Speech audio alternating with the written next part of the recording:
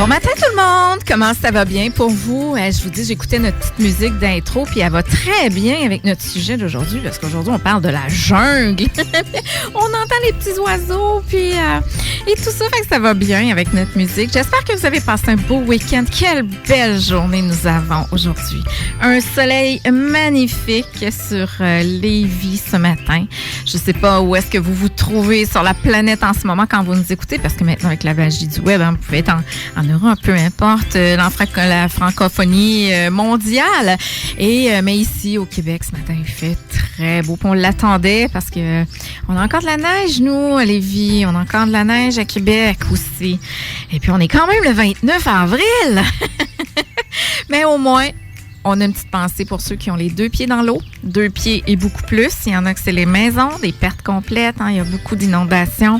Alors, une petite pensée pour vous. J'espère que le soleil de l'extérieur va faire du bien pour vous aussi. On a eu un week-end un peu pluvieux et froid et gris. Mais on s'en va vers le beau. On s'en va vers le beau temps. Contente de vous retrouver encore aujourd'hui. Hein. Vous avez pris notre petite routine maintenant. Vous savez que les lundis, c'est Marilyn et les mercredis, c'est Stéphane.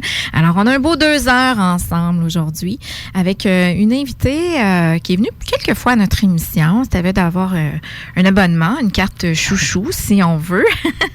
J'ai traversé son livre ce week-end, un tout nouveau livre qui est encore tout chaud, tout neuf.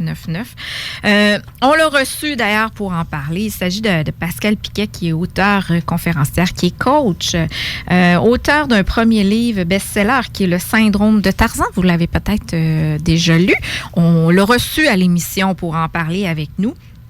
On l'a reçu aussi pour parler d'un autre livre qui est gagné au jeu des échecs amoureux. Toutes des émissions que vous pouvez retrouver sur les podcasts de la station, directement sur le site www.969fm.ca. Un autre de son livre, parce que là, on parle aujourd'hui du 4e, donc elle en a 3. Séduire ou charmer. Séduire pour une nuit ou charmer pour la vie. Ça aussi, on en a parlé, on l'a reçu. Mais aujourd'hui, on va parler du petit nouveau. Le petit nouveau qui est peut-être sûrement elle va pouvoir nous en parler, un clin d'œil à la jungle de Tarzan, le syndrome de Tarzan. Mais maintenant, c'est la jungle des comportements humains. Pour en sortir, suivez le guide. Aujourd'hui, notre guide, ça va être Pascale Piquet. Bon matin, Pascale Piquet. Bonjour Marilyn, un beau bonjour à toutes les personnes qui nous écoutent, autant mes lecteurs que mes clients et que les personnes qui me suivent sur ma page Facebook. Oui, et que les auditeurs de CJMD qui ne te connaissent et pas et qui vont pouvoir te Mais découvrir. oui, avec plaisir. Bienvenue à l'émission. C'est un plaisir beaucoup, pour moi de te recevoir. Tu arrives de l'Europe, toi, là. Ça fait pas longtemps que tu étais à l'extérieur. Effectivement, j'étais en tournée en Europe pour faire la promotion du livre qui est sorti. La jungle des comportements humains est sorti d'abord en Europe et aujourd'hui sort au Québec. Donc, me revoilà. C'est ça. Mais il sort, il est maintenant dans les librairies. Oui, ça y est, il y est. OK. C'est aux éditions Béliveau, comme tes autres livres. Très fidèle à mon éditeur, absolument. Oui, c'est ça. La jungle des comportements humains, si on fait juste au clin d'œil un petit peu pour ceux qui ne te connaissent pas, au syndrome de Tarzan. Oui, dans ce livre-là, tu expliquais les dépendances. Hein? Oui. Tu peux... j'ai expliqué pourquoi on a tant de mal à entrer en relation quand on est en déséquilibre affectif. Mm-hmm. Et puis, ça a concerné beaucoup le couple. Donc, les 3 premiers livres que tu as cités, c'est beaucoup autour du couple. Oui. L'amour, la névrose, les dépendances. Et dans ce 4e livre, je m'oriente plutôt vers l'entreprise. Mm-hmm.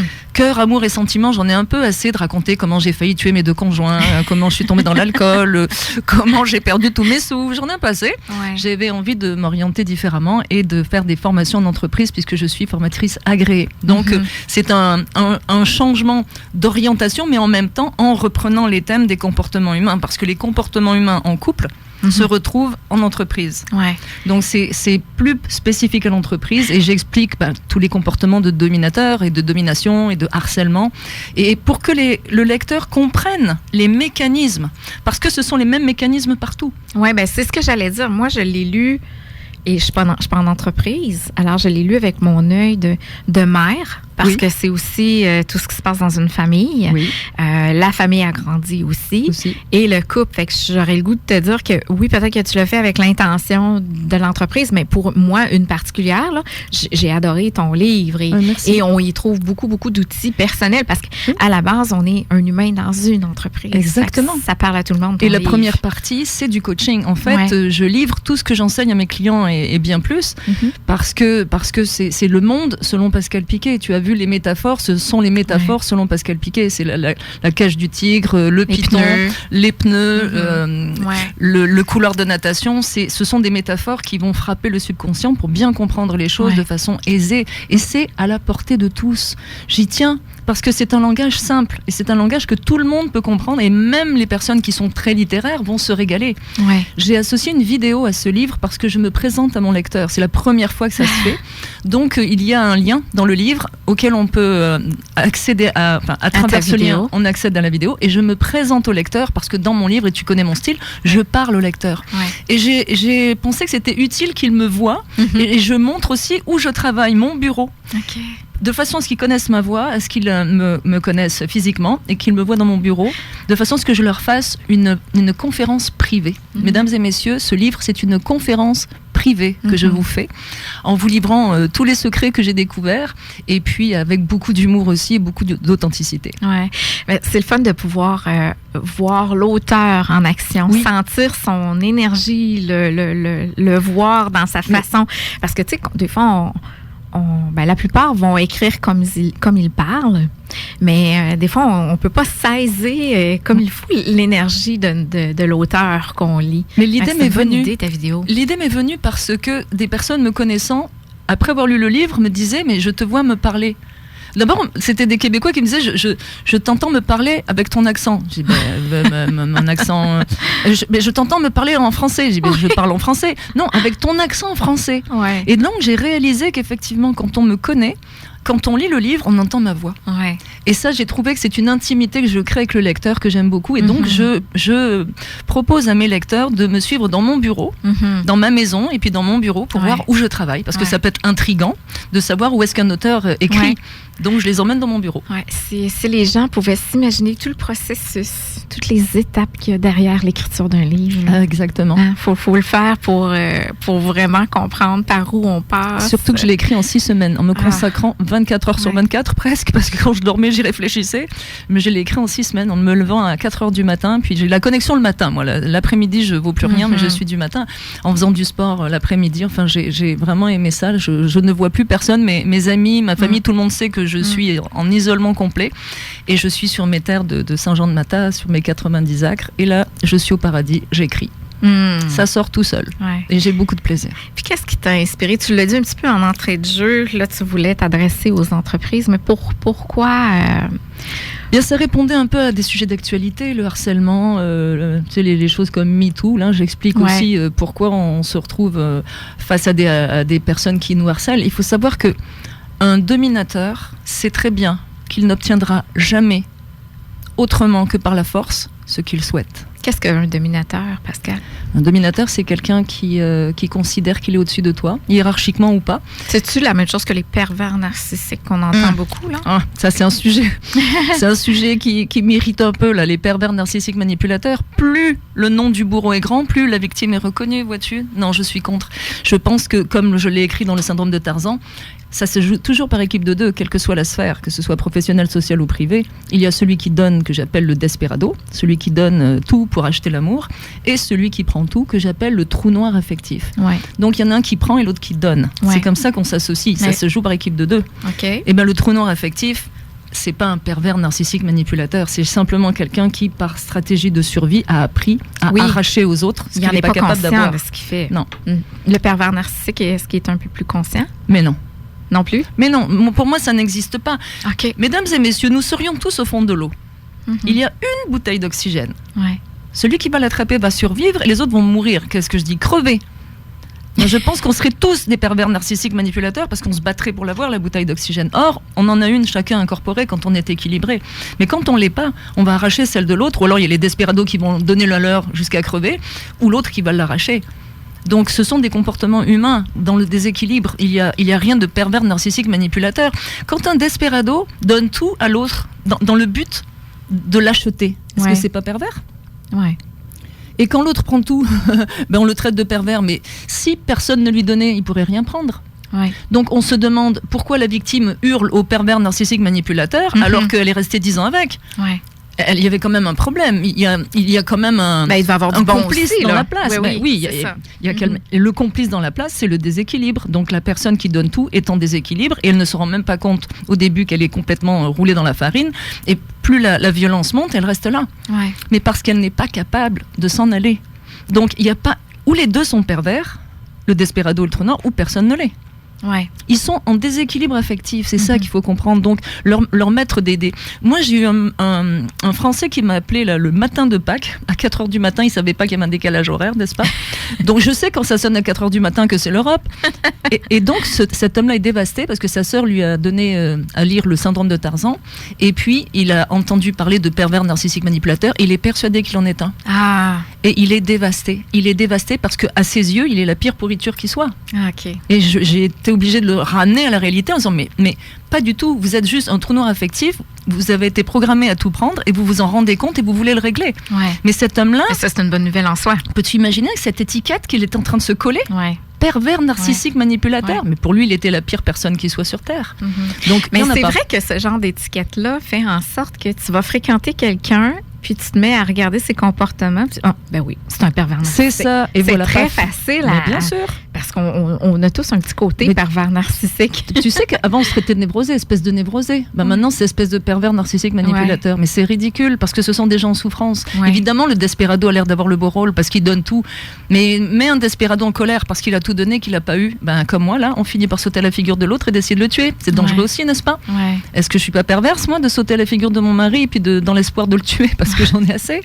Donc, il faut arrêter avec ces mots-là. Tu sais, c'est comme MeToo, là. Et voilà, d'un seul coup, là, il y a un nombre incalculable de femmes qui ont été harcelées. Oui, il y en a qui l'ont été. Ah, mais jusqu'où ça va, là? Mais il y en a qui se sont servis de ça pour un clin d'œil. Mais voilà. C'est ça. Et en attendant, le monsieur d'en face qui a rien fait, lui, on le regarde de travers. Ouais. Donc, à un moment donné, il faut remettre le curseur à la bonne place. Alors, il faut savoir aussi que par rapport au harcèlement, les prédateurs vont s'attaquer à des femmes en faiblesse. Ouais. Donc, posez-vous la question, si vous attirez des prédateurs, c'est que vous envoyez un signal de faiblesse. Oui. Mais là, je fais juste une parenthèse, quand tu dis un homme va... Mais c'est aussi pour une femme. Tout à fait. Une femme peut être prédateur aussi, là. Absolument. C'est ça. Fait qu'on met pas de sexe là-dessus, c'est sûr. Non, tout à fait. Okay. Mais c'est plus... Mais si une femme pince les fesses de son collaborateur, il peut être très, très gêné, mais quand un homme... mais elle peut être plus subtile, elle. Oui, plus subtile, mais quand un homme plaque une femme contre le mur et qu'il prend ce qu'il ne devrait pas prendre, là, on s'entend que... Mais mesdames, la réponse non verbale à un homme qui vous coince, elle est très simple, c'est la gifle. Alors, il y a la gifle et il y a aussi le coup de genou, bien placé en disant « Oups, j'ai dérapé ». Ce sont des... Il n'y a pas à parler, là, c'est simplement un geste auquel vous êtes autorisé si vraiment le harceleur s'approche trop. Et puis après, il faudra qu'il explique pourquoi il a la trace d'une main sur la joue. Ouais. Mais souvenez-vous... Là, si c'est pas un vrai harcèlement, c'est un peu plus gênant de l'avoir fait. Ah ça, on assume. Oui, c'est ça. Mais on assume. Mais si ça c'est aussi vraiment le piège, harcèlement... parce que faut pas non plus que la femme devienne susceptible que tout est du harcèlement puis tout est de la produit. Mais je sais. C'est ce qui se c'est produit. Pas nécessairement ça. Mais bien sûr que gars, non. ils savent pas comment agir avec nous. C'est clair, ça c'est un des thèmes de séduire pour une ou charmer pour la vie. Effectivement, oui, ça c'est encore autre chose. Mais ce que je veux signaler aussi aux femmes comme aux hommes, c'est que en fait, et c'est Guillaume qui est quelqu'un qui m'avait écrit sur ma page Facebook et qui m'avait écrit les prédateurs attaquent toujours l'antilope à la patte cassée. C'est ça. Ouais. J'ai aimé cette phrase et je l'ai reprise et je lui en laisse la paternité. C'est vrai que la lionne va attaquer en priorité l'antilope à la patte cassée. Ouais. Donc, si vous êtes harcelé, que ce soit sexuellement ou autre, demandez-vous pourquoi. Et la réponse est simple, c'est vous qui l'attirez. Ouais. C'est vous qui envoyez un signal dans le site internet subliminal, votre aura, vous envoyez un signal de faiblesse, de vulnérabilité. Tu sais que l'exemple est simple, on a fait scientifiquement une étude en prenant 5 agresseurs sexuels, en leur montrant 5 femmes. Et il se trouve que les 5 agresseurs vont pointer du doigt la même femme, celle qui fige. Ils le reniflent. C'est fou, mais c'est comme ça. C'est le site internet subliminal, on le renifle. C'est-à-dire qu'il y a 3 façons de réagir à une attaque. C'est figer, fuir, se sauver ou attaquer. Moi, je suis du style attaquer. Ce qui fait que en France, il y a un problème avec les frotteurs. On les appelle les frotteurs, ceux qui se frottent aux femmes dans les transports en commun. Eh bien, ça m'est jamais arrivé parce que j'étais tellement enragée que j'attendais que ça. Il n'osait pas t'approcher. Mais c'est ça. Sincèrement, j'étais archi déséquilibrée, mais j'étais tellement enragée que des fois, je me disais, pourvu qu'il y en ait un qui m'enquiquine, tu sais, là, qui m'embête, là. Parce que c'est... Ben non, jamais. Jamais. Ça m'est jamais arrivé parce que je dégageais une telle rage que j'avais vraiment pas l'aura d'une victime. Donc la bonne nouvelle quand on se rend compte qu'on est souvent harcelé, peu importe la sphère, c'est de se dire je peux changer les choses en me changeant moi. En développant ma confiance et mon estime. Et c'est ça qui est extraordinaire, c'est que vous n'avez pas changé les autres, ce qui est impossible, mais vous avez à vous changer vous.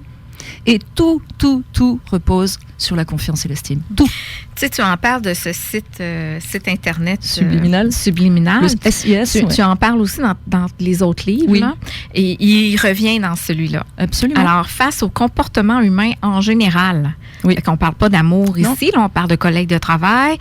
On a aussi ce site-là. Bien sûr. OK. Puis de quelle façon on doit le gérer, celui-là? Ah, mais tu n'as pas de clavier pour mentir. Tu sais, comme sur les sites de rencontres. J'ai réglé mon passé, j'ai cheminé, ce qui veut rien dire du tout. Mais là, tu ne peux pas mentir, en fait. C'est ce que tu dégages, c'est les auras. C'est-à-dire que toute ton histoire est inscrite dans tes auras. Tes victoires, tes peurs, tes faiblesses, tes blessures, ta confiance, tout y est inscrit. Puis pour les auditeurs, qu'est-ce que les auras? Les auras, c'est ce qu'on dégage. Okay. Regarde le charisme. On va prendre deux personnages d'anthologie. On va prendre Obama. Regarde ce qu'il dégage, regarde le charisme de cet homme-là. Et on prend Trump. Et on prend Trump. Et voilà. C'est ça, philopathe et pataphile, c'est ça. Donc tu fais la comparaison. Et tu te rends compte tout de suite, Trump, c'est un petit garçon hystérique qui est un dominateur-dictateur. Et tu vois un Obama qui a un charisme incroyable. Et tu sais quoi, pour un de mes séminaires, j'ai cherché des photos des deux pour bien faire la différence. J'ai trouvé une multitude de photos de Obama en train de sourire, en train de rire, en train d'avoir la larme à l'œil aussi. Trump, pas un sourire, un rictus, beaucoup de grimaces. Sarcastique. Pas un sourire. Pas un sourire. Donc voilà la différence entre un dominateur et un dominant. Un dominant, c'est Obama, c'est un leader. Et un dominateur, c'est Trump, c'est un dictateur. OK, mais dominant, c'est positif, ça, d'être dominant? Oui, dominant, c'est l'inverse du dominateur. En fait, j'ai pris ça des meutes de loup pour qu'on comprenne bien que quelqu'un qui a du charisme et qui est un leader, c'est un dominant. Quelqu'un qui est un dictateur, c'est un dominateur. Il fallait faire la distinction parce que souvent, quand un homme a de la drive, comme on dit en bon québécois, les femmes vont dire c'est un macho. Mais pas du tout. C'est un dominant, c'est quelqu'un qui sait ce qu'il veut. Et quand une femme a de la drive et qu'elle sait ce qu'elle veut, elle va être taxée d'être dominatrice. Mais non. La dominatrice et la dominante, voilà. Mais la dominatrice et la dominante, c'est pas du tout pareil. La dominatrice, elle est un dictateur et la dominante, c'est un leader. C'est pour permettre en français de faire la différence entre le dominateur et le dominant. Alors le dominant, sa caractéristique, ça sera... Il est équilibré. Et alors qu'est-ce que c'est qu'une personne équilibrée? Eh bien, c'est une personne qui est adulte à 100%. Les personnes en déséquilibre... Est-ce que c'est faisable, ça, d'être adulte à 100%? Parce qu'un petit peu plus loin, on va parler de l'enfant intérieur. Je ne veux pas qu'on en parle tout de suite, mais est-ce que ça se fait, ça, être constamment dans l'adulte? Bien sûr. OK. Pour à peu près 2%. Après avoir quelques coachings avec Pascal Piquet?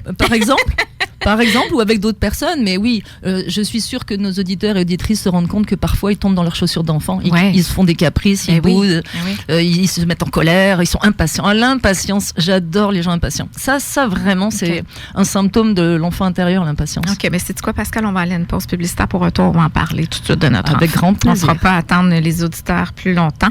Fait que je ne ferai pas ma petite fille en moi. On va aller à la pause. Ça marche. Restez là. Alors, à l'émission Toi et nous, aujourd'hui, on est en compagnie de Pascal Piquet, auteur du best-seller Le syndrome de Tarzan, mais aussi d'un tout nouveau livre, La jungle des comportements humains. Pour en sortir, suivez le guide. Alors, juste avant la pause, puis avant qu'on continue, je dois vous dire qu'on est en Facebook Live sur la page de l'émission Toi et nous. Donc, si vous avez envie de nous voir en studio, voir Pascal, vous pouvez liker la page de l'émission Toi et nous et vous brancher pour nous voir sur Facebook. Alors, Pascal, juste avant la pause, on a parlé parlé dominant, dominé. Bon, puis là, on s'est servi de Trump et d'Obama. On peut se servir aussi de Hitler, de Mussolini. On pourrait prendre Justin Trudeau, on pourrait prendre peu importe. Là, c'est juste un personnage connu, en fait, on pourrait prendre un acteur, on pourrait prendre n'importe qui. Là, ça a tombé là-dessus, mais alors c'est ça. Puis, ça nous faisait glisser ça vers l'enfant intérieur parce qu'on prenait l'exemple d'Obama. Tu disais, c'est un... comment dominant. Ça? Un dominant, mais un leader. Qui est équilibré. Tu as parlé d'équilibré et je t'ai demandé, est-ce que c'est possible d'être toujours dans l'adulte? Et puis là, ça nous emmenait à parler de l'enfant. Puis dans ton livre, parce que justement, je l'avais noté, je voulais qu'on parle de l'enfant intérieur parce que j'ai lu l'enfant intérieur versus l'âme enfant. Oui. Et est-ce qu'on doit le chouchouner ou le retourner dans le passé? C'est ça. Il faut vraiment faire une distinction. Et pour en revenir à Obama, quand on voit son épouse, on comprend que c'est un couple équilibré. Oui. Je veux le souligner aussi parce qu'ils sont extraordinaires. C'est ça. Quand on est équilibré, on attire quelqu'un d'équilibré et ils ont un charisme fou tous les deux.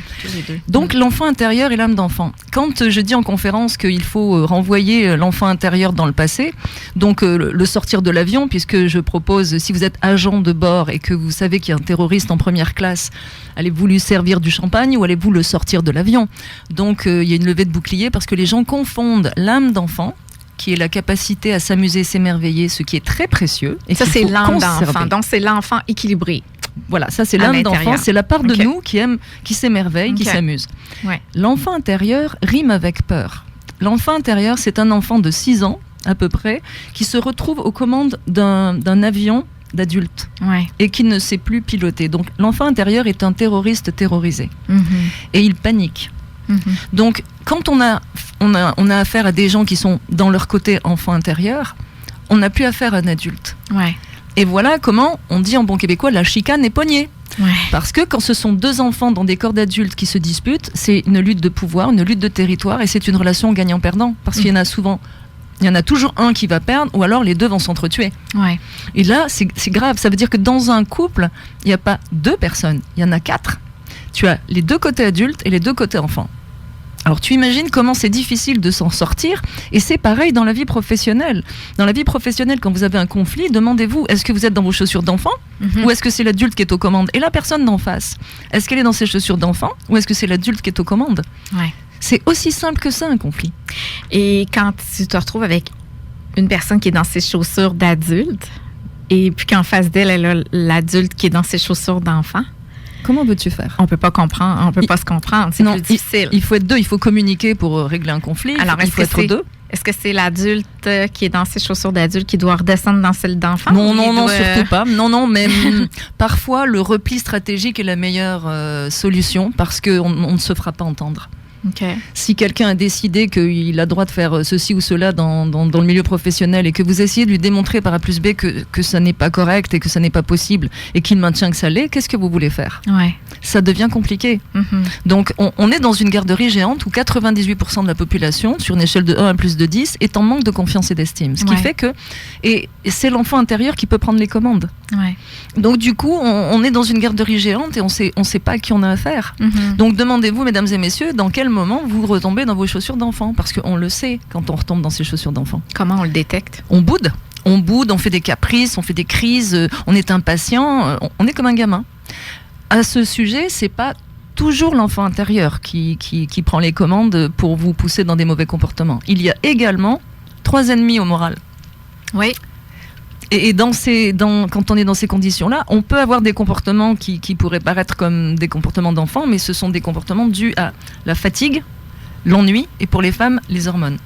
Ça, c'est 3 ennemis. Ce sont les 3 ennemis du moral. Donc, quand on est fatigué, on est impatient. C'est normal.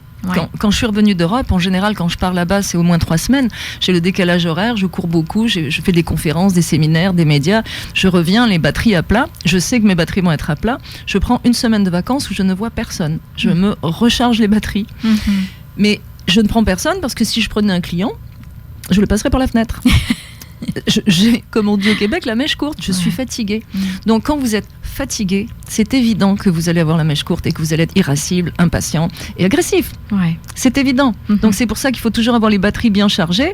Et si on sait qu'on va les décharger, prévoir un espace où on va les recharger. Et puis surtout, eh bien, c'est de comprendre que l'enfant intérieur peut être responsable de beaucoup de comportements déplacés, mais que aussi la fatigue. Ouais. Alors je parlais à mon imprimeur, je disais oui, les hormones juste pour les femmes. Il m'a dit non, moi ma femme, j'en pâtis aussi quand c'est un problème d'hormones. Donc j'ai dit les hommes aussi peuvent en pâtir. Mais souvenez-vous de ça, les femmes qui ont un problème hormonal, que ce soit le syndrome prémenstruel ou la préménopause, elles arracheraient la tête de quelqu'un et elles n'y peuvent rien. Ouais. Là, c'est un désordre hormonal, on n'y peut rien. On a beau être équilibré, quand ça vous prend.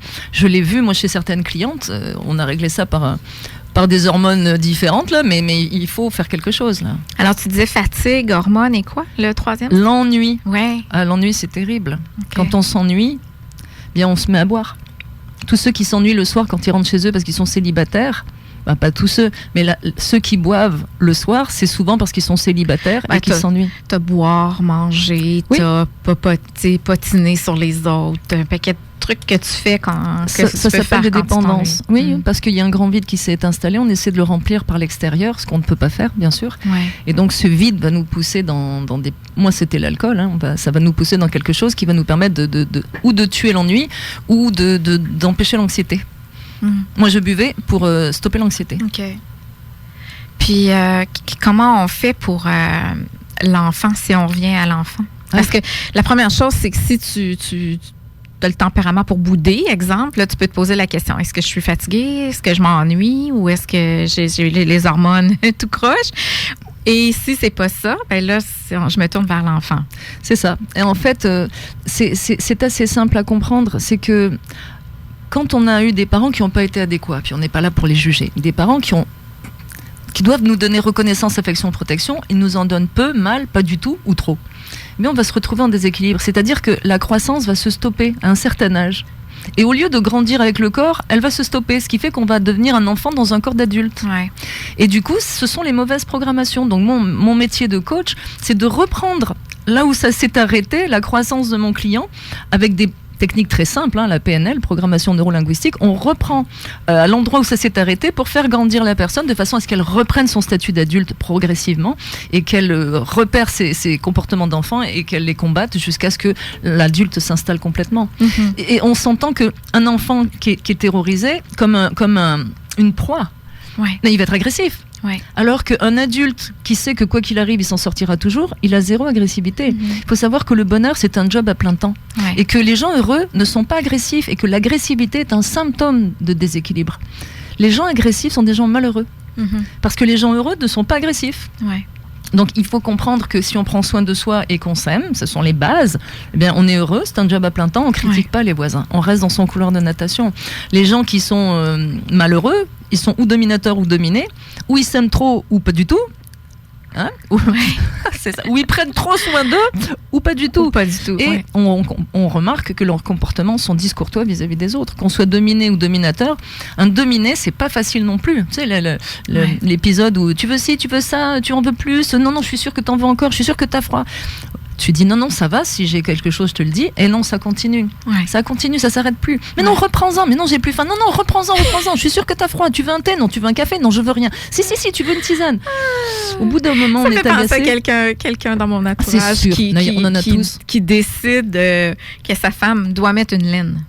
C'est ça. Si elle n'a pas froid, mais là, non, il fait froid dehors, mets ta laine.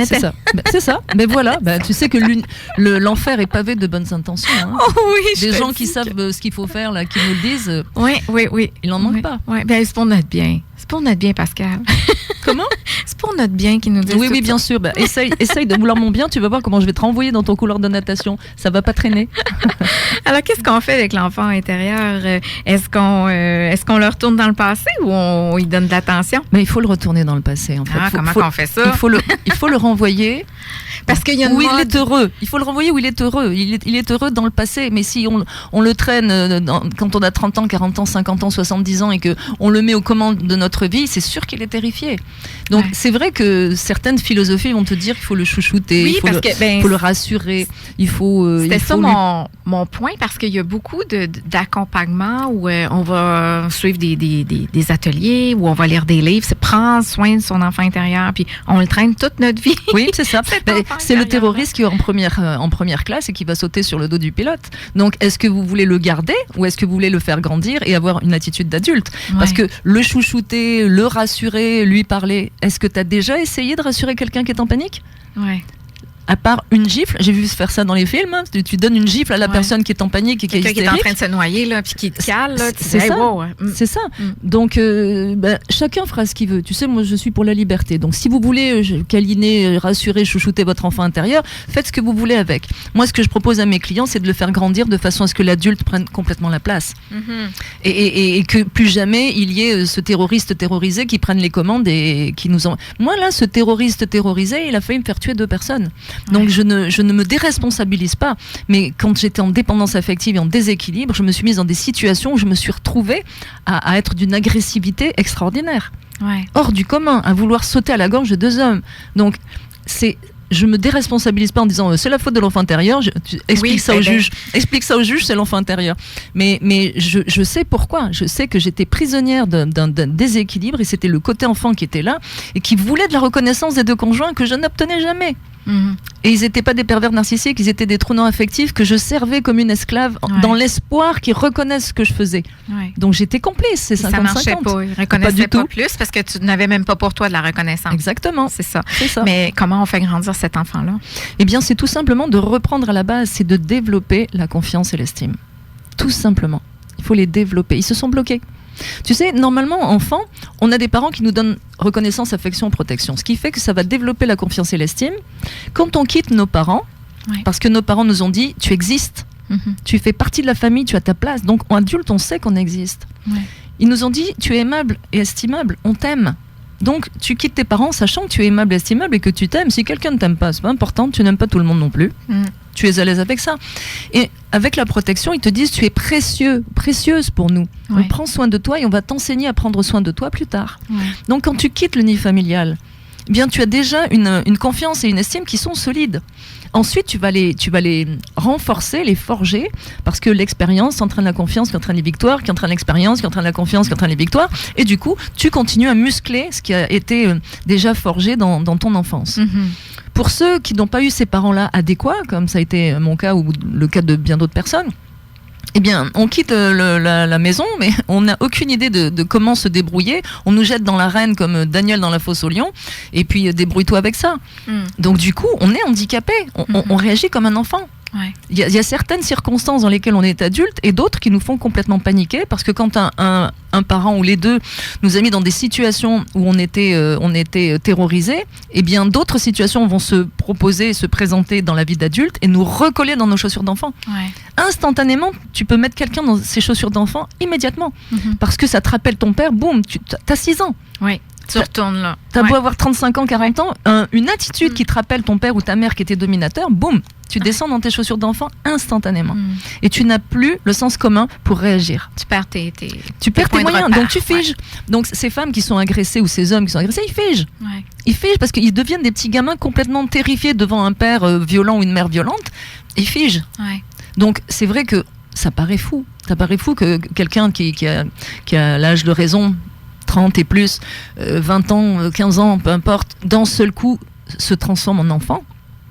Eh bien, certaines philosophies vont penser que c'est une maladie mentale, mais non, c'est pas du tout une maladie mentale. Moi, quand j'ai sauté à la gorge... C'est complètement inconscient. Mais c'est inconscient, quand j'ai sauté à la gorge de 2 hommes, je n'ai absolument aucune maladie mentale. Je défie qui que ce soit de m'ausculter, de me tester. Je n'ai absolument aucune maladie mentale. Depuis que je vais bien, j'ai pu sauter à la gorge de personne et je suis heureuse et j'ai pas d'agressivité. Il a fallu que tu prennes soin de ta petite fille? Eh ben, j'ai développé ma confiance et mon estime. Et c'est ça qui m'a... Mais tu sais que mon parcours, je l'ai fait toute seule. Il n'y avait personne pour m'expliquer ce qui m'arrivait. C'est ce que je raconte dans le syndrome de Tarzan pour que les gens comprennent ce qui leur arrive. Et puis, il y a un Français qui m'a écrit sur Facebook en me disant que ce livre-là devrait être remboursé par la sécurité sociale, tu sais, par le gouvernement. Donc, je raconte, mais j'ai dû faire un processus toute seule, comprendre les mécanismes toute seule. C'est pour ça que je suis capable de les répercuter. Parce que je ne suis capable de répercuter que ce qui m'a traversé le corps. Donc ce livre, je l'ai écrit à la lumière de mes souffrances et à l'encre de mon expérience. Tu parles aussi des blessures, des 5 blessures Bien de sûr. l'âme, là, le rejet, Ça, c'est Lise Bourbeau. l'abandon. Oui. Ça, c'est Lise Bourbeau qui les a Est-ce que mises c'est à jour. l'enfant qui les porte? Complètement.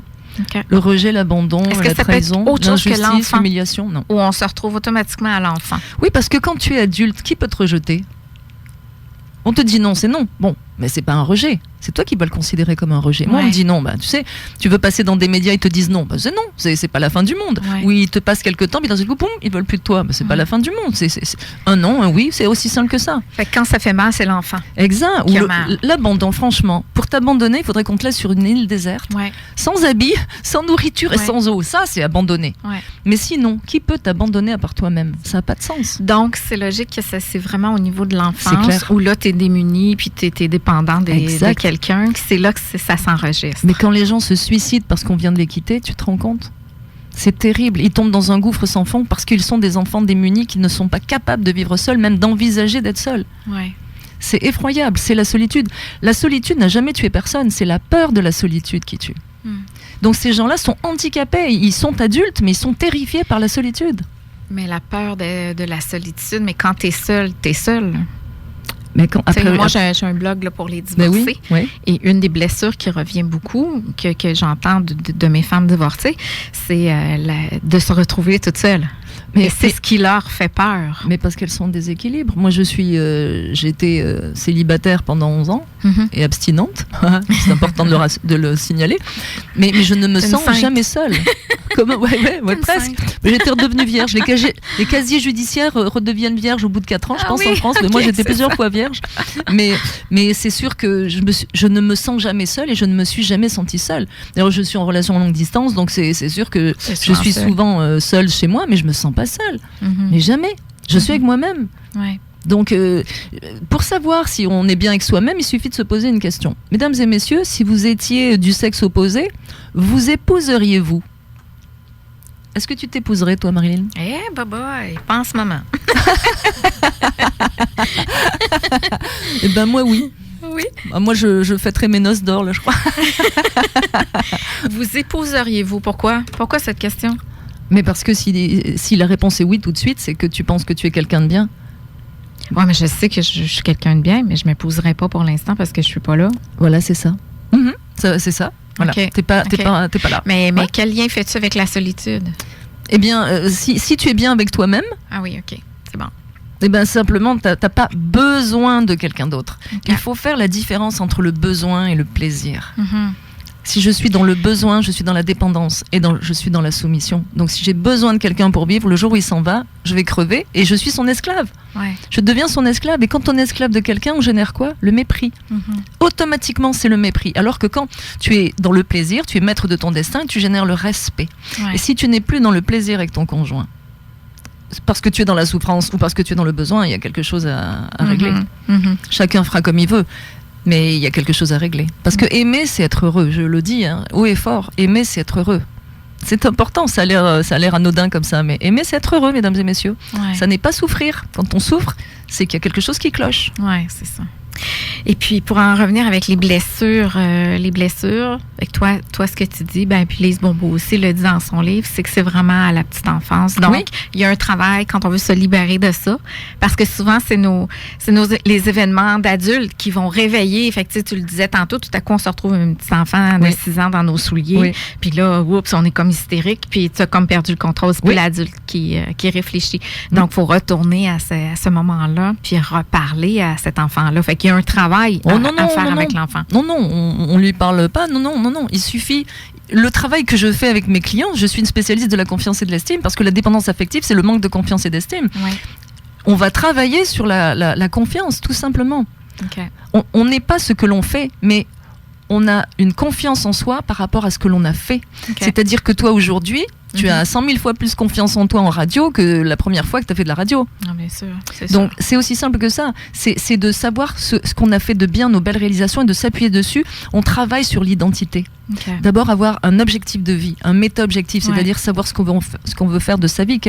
Est-ce qu'on veut la sérénité? Est-ce qu'on veut le bonheur? Ça paraît des concepts comme ça qui sont abstraits, mais c'est pas vrai.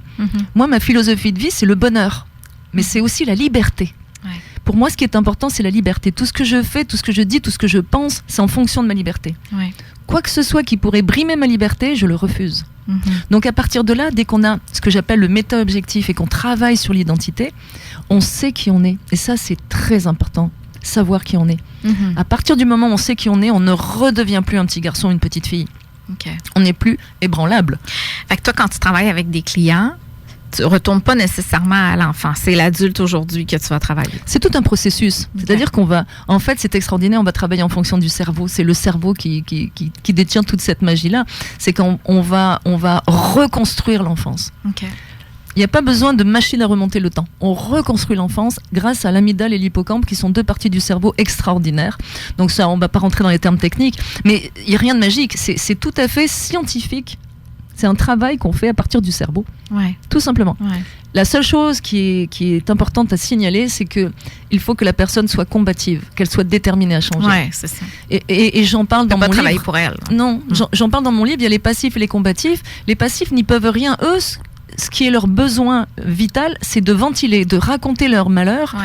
Ouais. Mais ils ne sont pas capables de prendre le taureau par les cornes. Alors que mes clients, je les choisis combatifs, eux là, quand ils arrivent vers moi, c'est allez Pascal, tu vois la flèche qui me traverse le corps, tu mets les 2 pieds sur mon ventre et tu tires fort dessus, j'en veux plus. Ouais. Donc c'est la différence. Mais il faut être très indulgent et puis respectueux envers les gens qui sont des passifs. J'en ai marre d'entendre il se roule dans son malheur, il aime ça. J'en ai marre d'entendre ça. C'est pas vrai. Quelqu'un qui est vraiment englué dans ses problèmes, c'est pas vrai qu'il le fait exprès, c'est pas vrai qu'il se roule dedans par plaisir. Il voit pas de solution. Il voit pas de solution. Donc un peu de respect pour les personnes qui ont des difficultés à s'en sortir. Pascal, on va aller à une pause publicitaire. Pour retour, tu as parlé du cerveau, puis tu abordes un point, les programmations, avec les croyances, les fausses croyances. J'aimerais ça qu'on aborde ça au retour de la pause. Restez là. On est de retour à l'émission Toi et nous. Aujourd'hui, on parle de la jungle des comportements humains avec Pascal Piquet. Pascal, dans ton livre, tu parles de programmation. Tu nous as parlé rapidement tantôt du cerveau. Qu'est-ce que tu entends par une programmation? Et tu disais, les mauvaises programmations reposent justement sur nos blessures. Tu expliques ça. Et puis que ça peut être relié aussi à des fausses croyances. Eh oui, les fausses croyances. Mes préférés, c'est aimer, c'est souffrir. Il y en a toujours un qui domine. Il faut faire des sacrifices, des concessions et des compromis. Les extrêmes s'attirent. On ne peut pas tout avoir dans la vie. Ce sont des fausses croyances. Et quelles sont les fausses croyances par rapport au domaine des affaires? Parce que là, tu parles dans ton livre, il est principalement adressé à des gens en entreprise. Alors, c'est quoi les fausses croyances dans les entreprises? La plus belle, c'est on ne peut pas tout avoir dans la vie. OK. Donc, si j'ai le bon conjoint, je ne peux pas avoir le bon job. Alors, ça fait rien. Je vais avoir le mauvais job. Si j'ai le bon job, je ne peux pas avoir le bon conjoint. On ne peut pas tout avoir. Mais si, on peut tout avoir. J'ai tout. Et je ne suis pas la seule. Donc, ça, ce sont de fausses croyances. Ou simplement de croire, toute seule dans ton coin, que tes collègues de travail sont supérieurs à toi. Et que ton supérieur est supérieur aussi. C'est l'imposteur. C'est ça, l'imposteur. Ou alors, simplement, je me sens inférieur aux autres. C'est une fausse croyance. Il y a personne inférieur à personne. Personne n'est au-dessus personne n'est au-dessus, personne n'est en dessous. On fait tous partie d'une chaîne d'êtres humains. On est tous utiles les uns aux autres. Que l'on prenne les boueurs, que l'on prenne le charpentier, que l'on prenne le boucher, que l'on prenne le chanteur, l'acteur. On fait tous partie d'une chaîne. Donc il y a personne au-dessus de personne. Et puis il y a beaucoup de gens dans le style fausse croyance qui ont un job qu'ils n'aiment pas, où ils sont maltraités, mais leur fausse croyance c'est je n'en trouverai pas un autre. Ils ne cherchent même pas. Ils ont décidé qu'ils n'en trouveront pas un autre. Donc du coup, ils ne cherchent pas. Au lieu de remettre leur CV sur le marché. C'est la même chose si c'est en couple, hein? C'est pareil. Je vais l'endurer lui parce que je trouverai pas mieux. C'est ça. Puis bon, en revenir, une rupture que ce soit dans n'importe quelle situation, c'est la remise en liberté de 2 personnes qui n'ont plus rien à faire ensemble. Donc un contrat de travail, si ça ne convient pas, il y a énormément de gens qui souffrent dans leur vie professionnelle, c'est fou. Et ils souffrent parce qu'ils ont décidé qu'ils ne trouveraient rien de mieux. Et que personne ne voudrait d'eux, et il y a aussi le phénomène de l'entretien d'embauche. Beaucoup de gens sont terrorisés par l'entretien d'embauche. Parce que souvent, ils sont restés longtemps dans un emploi, et puis ils ne savent pas du tout comment se comporter, et ils se sentent des petits gamins face à la personne qui va les embaucher. Donc ils paniquent, ils bafouillent, et ils sont terrifiés. Et la rémunération, tu sais, demander une augmentation. Ouais. Tu sais déjà, t'es déjà parti du principe qu'on va te dire non. Donc soit tu n'y vas pas, parce que tu sais que tu es persuadé qu'on va te dire non, soit tu y vas en claquant des dents et des genoux et en disant mais je sais que vous allez pas vouloir, mais je voudrais vous demander une augmentation. Donc l'autre, évidemment, tu viens de lui tendre la perche et va dire non, je veux pas. Mais je sais que vous serez pas d'accord, mais j'aimerais une augmentation. Non, je suis pas d'accord. Tu viens de lui dire, tu viens de lui donner la réponse. Au lieu d'argumenter en disant je souhaite une augmentation parce que j'ai apporté telle et telle chose à l'entreprise en étayant la raison pour laquelle tu pourrais avoir une augmentation. Là, t'es un mur de briques et tu demandes une augmentation, s'il vous plaît, courtoisement. Ça change la chose. Ça revient à ton GPS. Si tu te présentes devant ton employeur avec l'idée... Le site Internet subliminal, c'est ça. C'est ça. Site Internet, si c'est ce que tu mets dans ton site Internet, c'est sûr qu'il ne donnera pas... Si tu mets « je ne le vaux pas », c'est sûr qu'il va... ce sera pas long qu'il va te rabaisser. Mais si il est indiqué « je le vaux », je le mérite, donc il peut dire oui ou non suivant ses possibilités, mais il y a beaucoup plus de chances qu'ils disent oui parce que tu sais ce que tu veux, tu sais ce que tu mérites et tu sais qui tu es, que si tu y vas en claquant des dents, c'est sûr. Tu tends le bâton pour te faire battre. Alors, quelles sont les programmations? Qu'est-ce qu'une programmation? Alors déjà, c'est un premier événement malheureux qui se produit. On peut considérer qu'une personne qui a été mordue par un chien peut avoir peur des chiens toute sa vie. Après cet événement malheureux, donc un événement qui se passe une première fois et qui va affecter ta confiance, va se passer une deuxième fois, on va dire que c'est une coïncidence, et une troisième fois, ça devient un problème. Tu connais la fausse croyance, jamais 203. Eh bien, à la troisième fois, ça s'implante. Entre une fois et 3 fois, un événement malheureux qui se produit devient dans ta tête une règle de l'univers. Et tu vas dire je n'arrive jamais à faire ça parce que tu as loupé ton coup 1 fois, 2 fois, 3 fois. Et mais c'est très amusant parce que j'étais à Los Angeles dans un grand hôtel et puis au milieu de la nuit vers 3h du matin le système d'alarme se déclenche et j'entends juste, à moitié endormi, j'entends juste fire. Ça réveille. Oui. En maudite française que je suis, qu'est-ce que je fais? Je ramasse mes affaires, je pars en courant dans le couloir. Et là, quelqu'un ouvre le couloir, la porte, et me dit non, ils ont dit restez dans vos chambres. Restez dans vos chambres et attendez les instructions. Donc, piteusement, je retourne dans ma chambre et puis j'attends au haut-parleur d'avoir les instructions. Et là, on nous indique que c'est une défaillance du système d'alarme. Fiou. Je me recouche, tout va bien. La deuxième nuit, rebelote à 3h du matin. Fire. Bon, là, je suis disciplinée, je suis assise sur mon lit, j'attends, avec mes papiers importants, j'attends les instructions, j'entends le camion des pompiers à l'extérieur, je dis là, on rigole plus. J'attends. Dysfonctionnement du système d'alarme. Mais la troisième nuit, c'est vrai. Je suis incapable de dormir. Je suis incapable de dormir parce que je me dis soit ça va vraiment sonner et puis ça va me réveiller, ce sera encore un problème de dysfonction, ou alors ça va être vrai. Donc voilà, à la troisième fois, je peux plus dormir. Je reste les yeux grands, j'arrive plus, je veux dormir, je peux pas. Mon organisme dit non, attends, il peut se passer encore quelque chose. Donc c'est la récurrence. Par exemple, dans ton enfance, si tes parents te disent que t'es un bon à rien, tu vas finir par le croire. Quand les mères disent les hommes sont tous des adultères, tous les hommes sont des cochons, tu vas finir par le croire. C'est dommage, tous les hommes sont des infidèles, tous les hommes sont des cochons, c'est pas vrai. Mais si ta mère a eu cette expérience-là, tu vas entendre ça toute ton enfance, tu vas finir par le croire. Ou les femmes sont toutes des hystériques, ou Dieu sait quoi. Donc c'est aussi la répétition de messages négatifs qui te rentrent dans la tête, qui vont faire les mauvaises programmations. Mais il y a l'inverse. Tu peux faire les bonnes programmations aussi. Moi, j'ai toujours dit à ma fille, tu t'en sortiras toujours, tu seras toujours heureuse dans ta vie. Tu vivras toujours de l'abondance. Je lui ai toujours dit ça. Et c'est vrai jusque-là, elle a 25 ans bientôt, mais c'est vrai. Donc, on peut envoyer des messages positifs qui sont des programmations. Tu es bon, tu es fort, tu vas y arriver. Ça, ce sont des bonnes programmations. J'ai lu le livre d'une invitée, Myriam Kayser, dans son livre. Il me semble que c'est dans son livre à elle que j'ai lu. Les mots qu'on dit à nos enfants sont ceux qu'ils entendront dans leur tête par la suite. Exact, c'est la cassette des parents qu'on va entendre. Moi là j'ai entendu toute mon enfance, t'es pas doué pour ci, t'es pas doué pour ça, t'arriveras à rien dans la vie, t'es pas doué de tes 10 doigts, t'as intérêt à être une intellectuelle, tu seras jamais une manuelle. J'ai entendu tout ça, t'es pas doué. Et ben moi là à 40 ans je savais pas ce que je voulais faire de ma vie, je savais pas ce que je ferais quand je serais grande.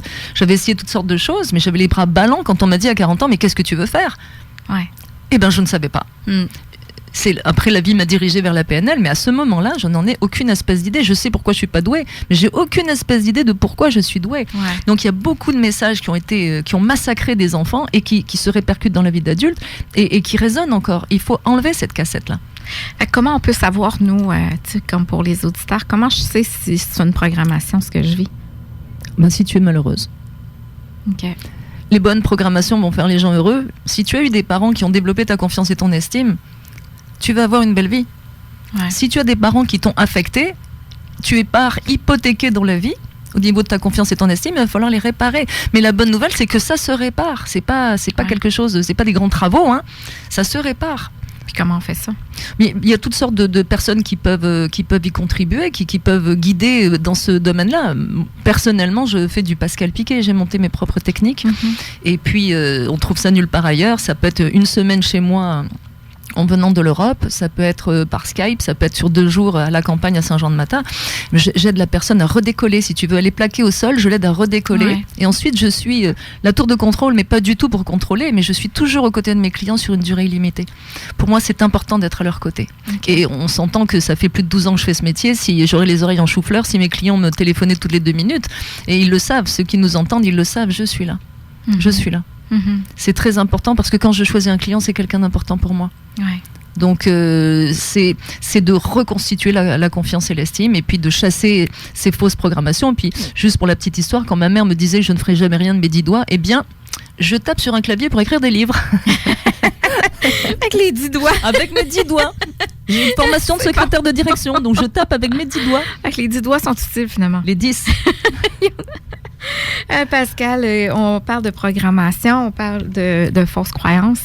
Quand je crois quelque chose, puis que je calcule ça de fausses croyances, que c'est pas vrai, comment je me libère de ça? Parce qu'il faut savoir que ce que je crois existe. Si je crois en moi, j'existe. Si je ne crois pas en moi, je n'existe pas. Si je crois en Dieu, il existe. Si je ne crois pas en Dieu, il n'existe pas. Si je crois que je trouverai toujours une place de stationnement, eh bien, je trouve toujours une place de stationnement. Mais déjà, si je crois que je crois pas en Dieu, c'est une croyance.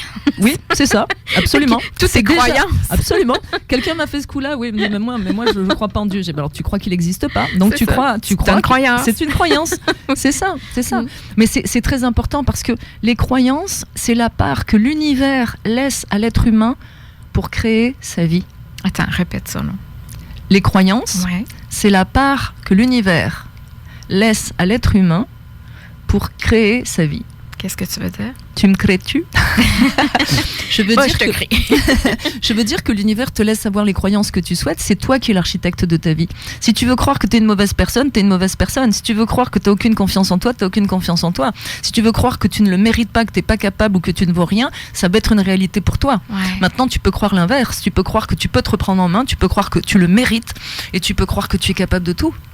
Mais comment je peux basculer dans la croyance si je crois que je suis pas assez bonne? Travailler la confiance. Il faut muscler la confiance. Okay. L'estime, mon cheval de bataille par rapport à l'estime, c'est la majorité des gens ont une estime, mais ils croient qu'ils la jettent dans le sac poubelle avec la confiance. Ils disent « j'ai pas de confiance, j'ai pas d'estime de moi ». L'estime, c'est qui tu es. Ce que tu penses de toi. Ouais. Est-ce que tu es une bonne personne? On est une grande majorité à respecter des valeurs. Des fois, on les piétine un peu. Moi, je les ai piétinés en essayant de tuer 2 hommes. C'est pas dans mes valeurs de tuer qui que ce soit. Mais on a des belles valeurs. Tu n'as jamais essayé de tuer des animatrices radio? Non. OK. Mais je les aime beaucoup. Elles font ma promotion. On fait une belle collaboration. Nous faisons un beau couple. Oui, c'est vrai. Je vais pas me tirer dans le pied. Donc, t'es une bonne personne, c'est pas dans tes valeurs. Fait que ça, c'est l'estime. C'est l'estime, ce que je pense de moi. Donc, est-ce que vous êtes quelqu'un de bien, mesdames et messieurs? Mais oui. Mais oui, ne serait-ce que parce que vous écoutez l'émission.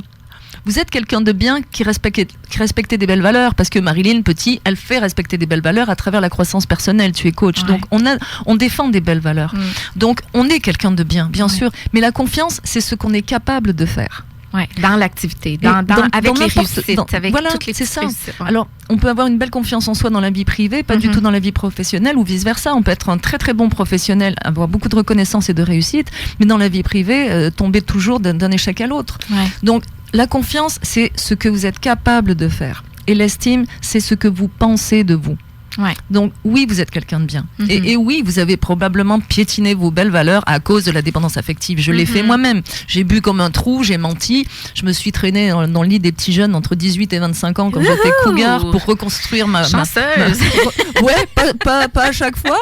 Pour reconstruire ma féminité, ma confiance en moi. Enfin bref, j'en ai fait des âneries, là, des dérapages que j'assume parfaitement, mais j'ai dérapé. Je l'écris dans le syndrome de Tarzan. Ouais. Jugez-moi si vous voulez, ça m'est complètement égal. Il y a une dame dont le mari voulait faire un coaching qui m'a traité de ex-alcoolo meurtrière. Oh, OK. C'est son point de vue. Donc, j'ai pas de problème avec les jugements. Les jugements parlent des gens qui les émettent. Ouais, c'est jamais à propos de l'autre. Hein? C'est toujours à propos de nous. Peur, jalousie, frustration. Donc, c'est sûr que quand on est un personnage public, on peut avoir des critiques, mais je suis très à l'aise avec ça. Donc, c'est tout cet ensemble-là qui fait que on a tendance à mêler la confiance et l'estime et les jeter à la poubelle. Non, vous êtes quelqu'un de bien, vous respectez des belles valeurs. Si vous avez dérapé à cause de la dépendance affective, néanmoins, vous respectez des belles valeurs. Et si vous avez honte, c'est parce que vous respectez des belles valeurs. Donc, vous êtes quelqu'un de bien. OK. On va aller à une pause publicitaire pour retour, Pascal. J'aimerais qu'on parle. Hop, attention. De quoi? Ouais, là, on a parlé de savoir qui on est, travailler notre confiance en soi, notre estime de soi.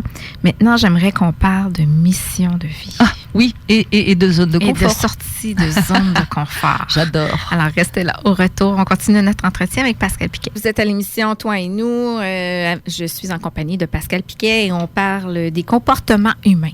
Des fois, c'est compliqué, l'humain. C'est compliqué à comprendre. Pas quand on est coach, Pascal. Là.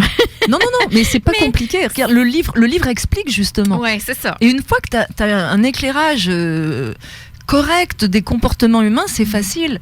Ouais. C'est comme une mécanique de voiture. Oui, mais c'est pas juste de le comprendre. Parce que des fois, le comportement de l'autre fait justement, on a parlé de l'enfant, fait quelque chose qui, oups, il me réveille une blessure, je retourne dans mes souliers de petite fille de 4 ans, puis là, je dois gérer l'autre et moi. Ouais. Hein, puis j'ai pas grand pouvoir sur l'autre. Non, aucun. Alors, c'est tout de moi. Oui. Alors, qu'est-ce qu'on fait quand tu sais très bien que l'autre, il a tort dans ce qu'il te dit ou ce qui t'amène?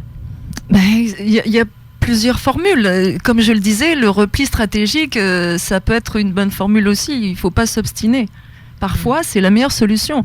Je me souviens, un monsieur qui avait garé son pick-up, il nous empêchait de sortir de notre stationnement à Montréal. Il nous en empêche, c'est-à-dire non seulement il n'a pas le droit de se garer là, mais il aurait pu avancer, au moins on pouvait sortir. Ouais. Impossible. Donc, j'ai manqué un rendez-vous. Je vois ce monsieur arriver vers son pick-up. Je lui dis, mais monsieur, voyez-vous que vous nous avez empêché de sortir, que vous nous bloquez dans notre stationnement?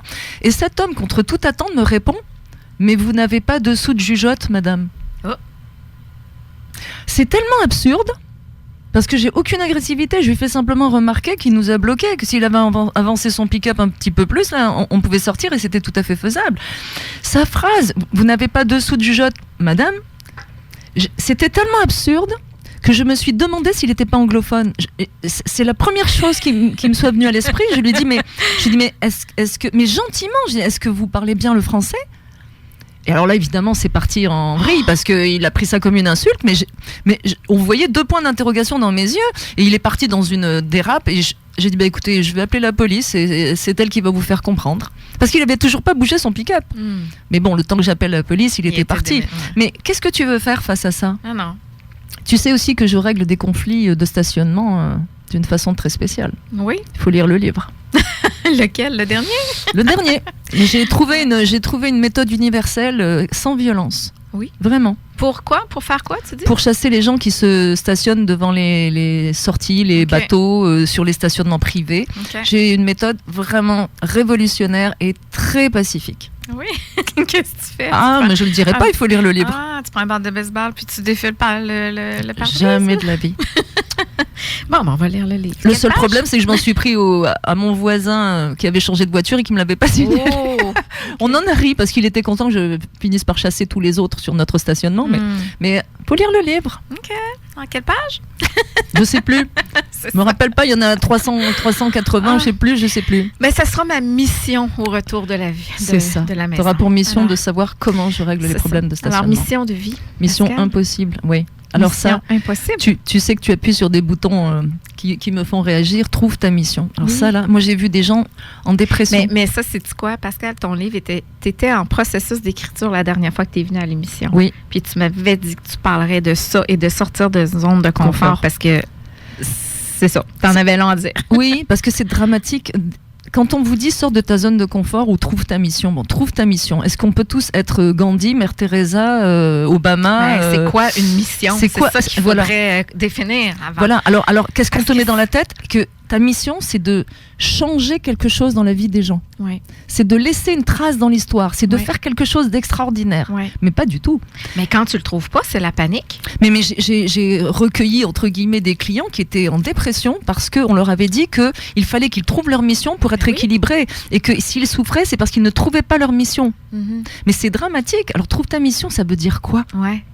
Eh bien, ça veut simplement dire que la première mission, notre première mission, c'est être heureux. Et la deuxième, c'est d'en faire profiter les autres, quel que soit le domaine dans lequel on travaille. Donc, s'il y en a qui sont faits pour être Obama ou Mandela, bah, c'est leur chemin de vie. Mais c'est pas une mission. On ne peut pas se dire, j'ai une mission, c'est de sauver la planète. Ça marche pas. Alors il y en a qui vont être à la Croix-Rouge et qui vont sauver des enfants, qui vont aider des gens. Eh bien il y en a d'autres qui vont être acteurs parce que ça leur fait plaisir. Mais on est plus de 7 milliards d'individus. Si on doit tous passer à la radio ou à la télé, qui va nous écouter? Donc on n'est pas fait pour être célèbre. Ouais. C'est pas ça du tout. Trouve ta mission. Alors évidemment on est mal placés, hein, Marilyn et moi, parce qu'on va nous dire oui mais vous passez sur les ondes. Mais oui mais moi si ce qui me rendait heureuse c'est d'élever des chèvres, et ben j'élèverais des chèvres et personne ne me connaîtrait. J'ai des voisins à la campagne qui sont extraordinaires, qui ont le même âge que moi, qui sont à Saint-Jean-de-Matin et ils sont heureux. Et ils ont jamais pris l'avion, ils ont rien fait de transcendant, ils ont le potager traditionnel, ils ont 3 enfants, 2 petits-enfants, ils sont heureux. Et ce sont mes amis. On n'a pas du tout la même vie, mais ils sont heureux. Et on s'en fait profiter les autres, c'est tout. Donc votre première mission, mesdames et messieurs, c'est d'être heureux tout simplement. Dans ce que vous faites, tout simplement. Et alors, quoi que ce soit. Mais Pascal Piquet, c'est quoi être heureux? Ah, c'est être le plus souvent possible dans l'instant présent, en mesurant le bonheur qu'on a dans cet instant présent, le bonheur de vivre, le bonheur d'être bien, le bonheur de ne pas souffrir. Je pense à tous ceux qui sont handicapés et les gens qui souffrent de façon chronique, c'est affreux, parce que ça aussi, ça va affecter le moral. Oui. La douleur chronique, c'est affreux. Donc simplement de réaliser qu'on va bien, de réaliser tout ce qu'on a de beau autour de nous. Et quand on voit le futur, on visualise un futur qui est un futur qui va être bienfaiteur. Ouais. Un beau futur, et pas se faire des films d'horreur. Ouais. La majorité des gens vivent à 90% dans l'irréel et dans des films d'horreur qu'ils se fabriquent, et ils provoquent de l'anxiété. Ils se provoquent eux-mêmes de l'anxiété. J'avais un client qui me disait, quand je regarde mon passé, je suis dépressif, et quand je regarde mon futur, je fais de l'anxiété. Du coup, je suis jamais dans l'instant présent. Donc être heureux, c'est ça. C'est un job à plein temps. C'est savoir éviter les zones de turbulence, et quand on les traverse, c'est être capable de les traverser comme un avion. Ouais. Le commandant de bord va éviter les zones de turbulence. En autant que tu n'as pas un enfant à la barre. Ah oui, faut pas avoir un terroriste terrorisé en avant, derrière le pilote, ça, il vaut mieux pas. Absolument, ça c'est sûr. Donc trouve ta mission, c'est ça, c'est trouver votre mission, c'est soyez heureux. Ouais. Trouvez ce qui va faire que vous allez être bien. Être bien, c'est zéro anxiété. Moi, je suis anti-stress. Il y en a qui te proposent des séminaires pour gérer le stress. As-tu envie de gérer un cancer ou tu veux t'en débarrasser? Moi, je veux me débarrasser. Je suis anti-stress. Donc, il y a toutes sortes de techniques. Il faut déjà avoir une bonne confiance, une bonne estime de soi, et puis comprendre qu'il vaut mieux prévenir que guérir. Donc, éviter les pièges, une fois de plus. Mais une personne qui se dit anxieuse, puis qui a des problèmes d'anxiété générale, est-ce qu'elle est vraiment capable de s'en débarrasser, ou c'est quelque chose qu'elle doit apprivoiser puis qui va revenir, mais qu'elle peut reprendre le contrôle? Comment tu vois ça? L'anxiété, c'est un message du subconscient qui te dit que tu n'es pas à la bonne place. Une dépression ou un burn-out, c'est une allergie à un environnement toxique. Donc, c'est ton système d'alarme.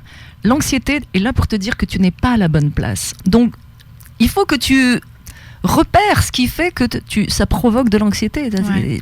C'est aussi simple que ça.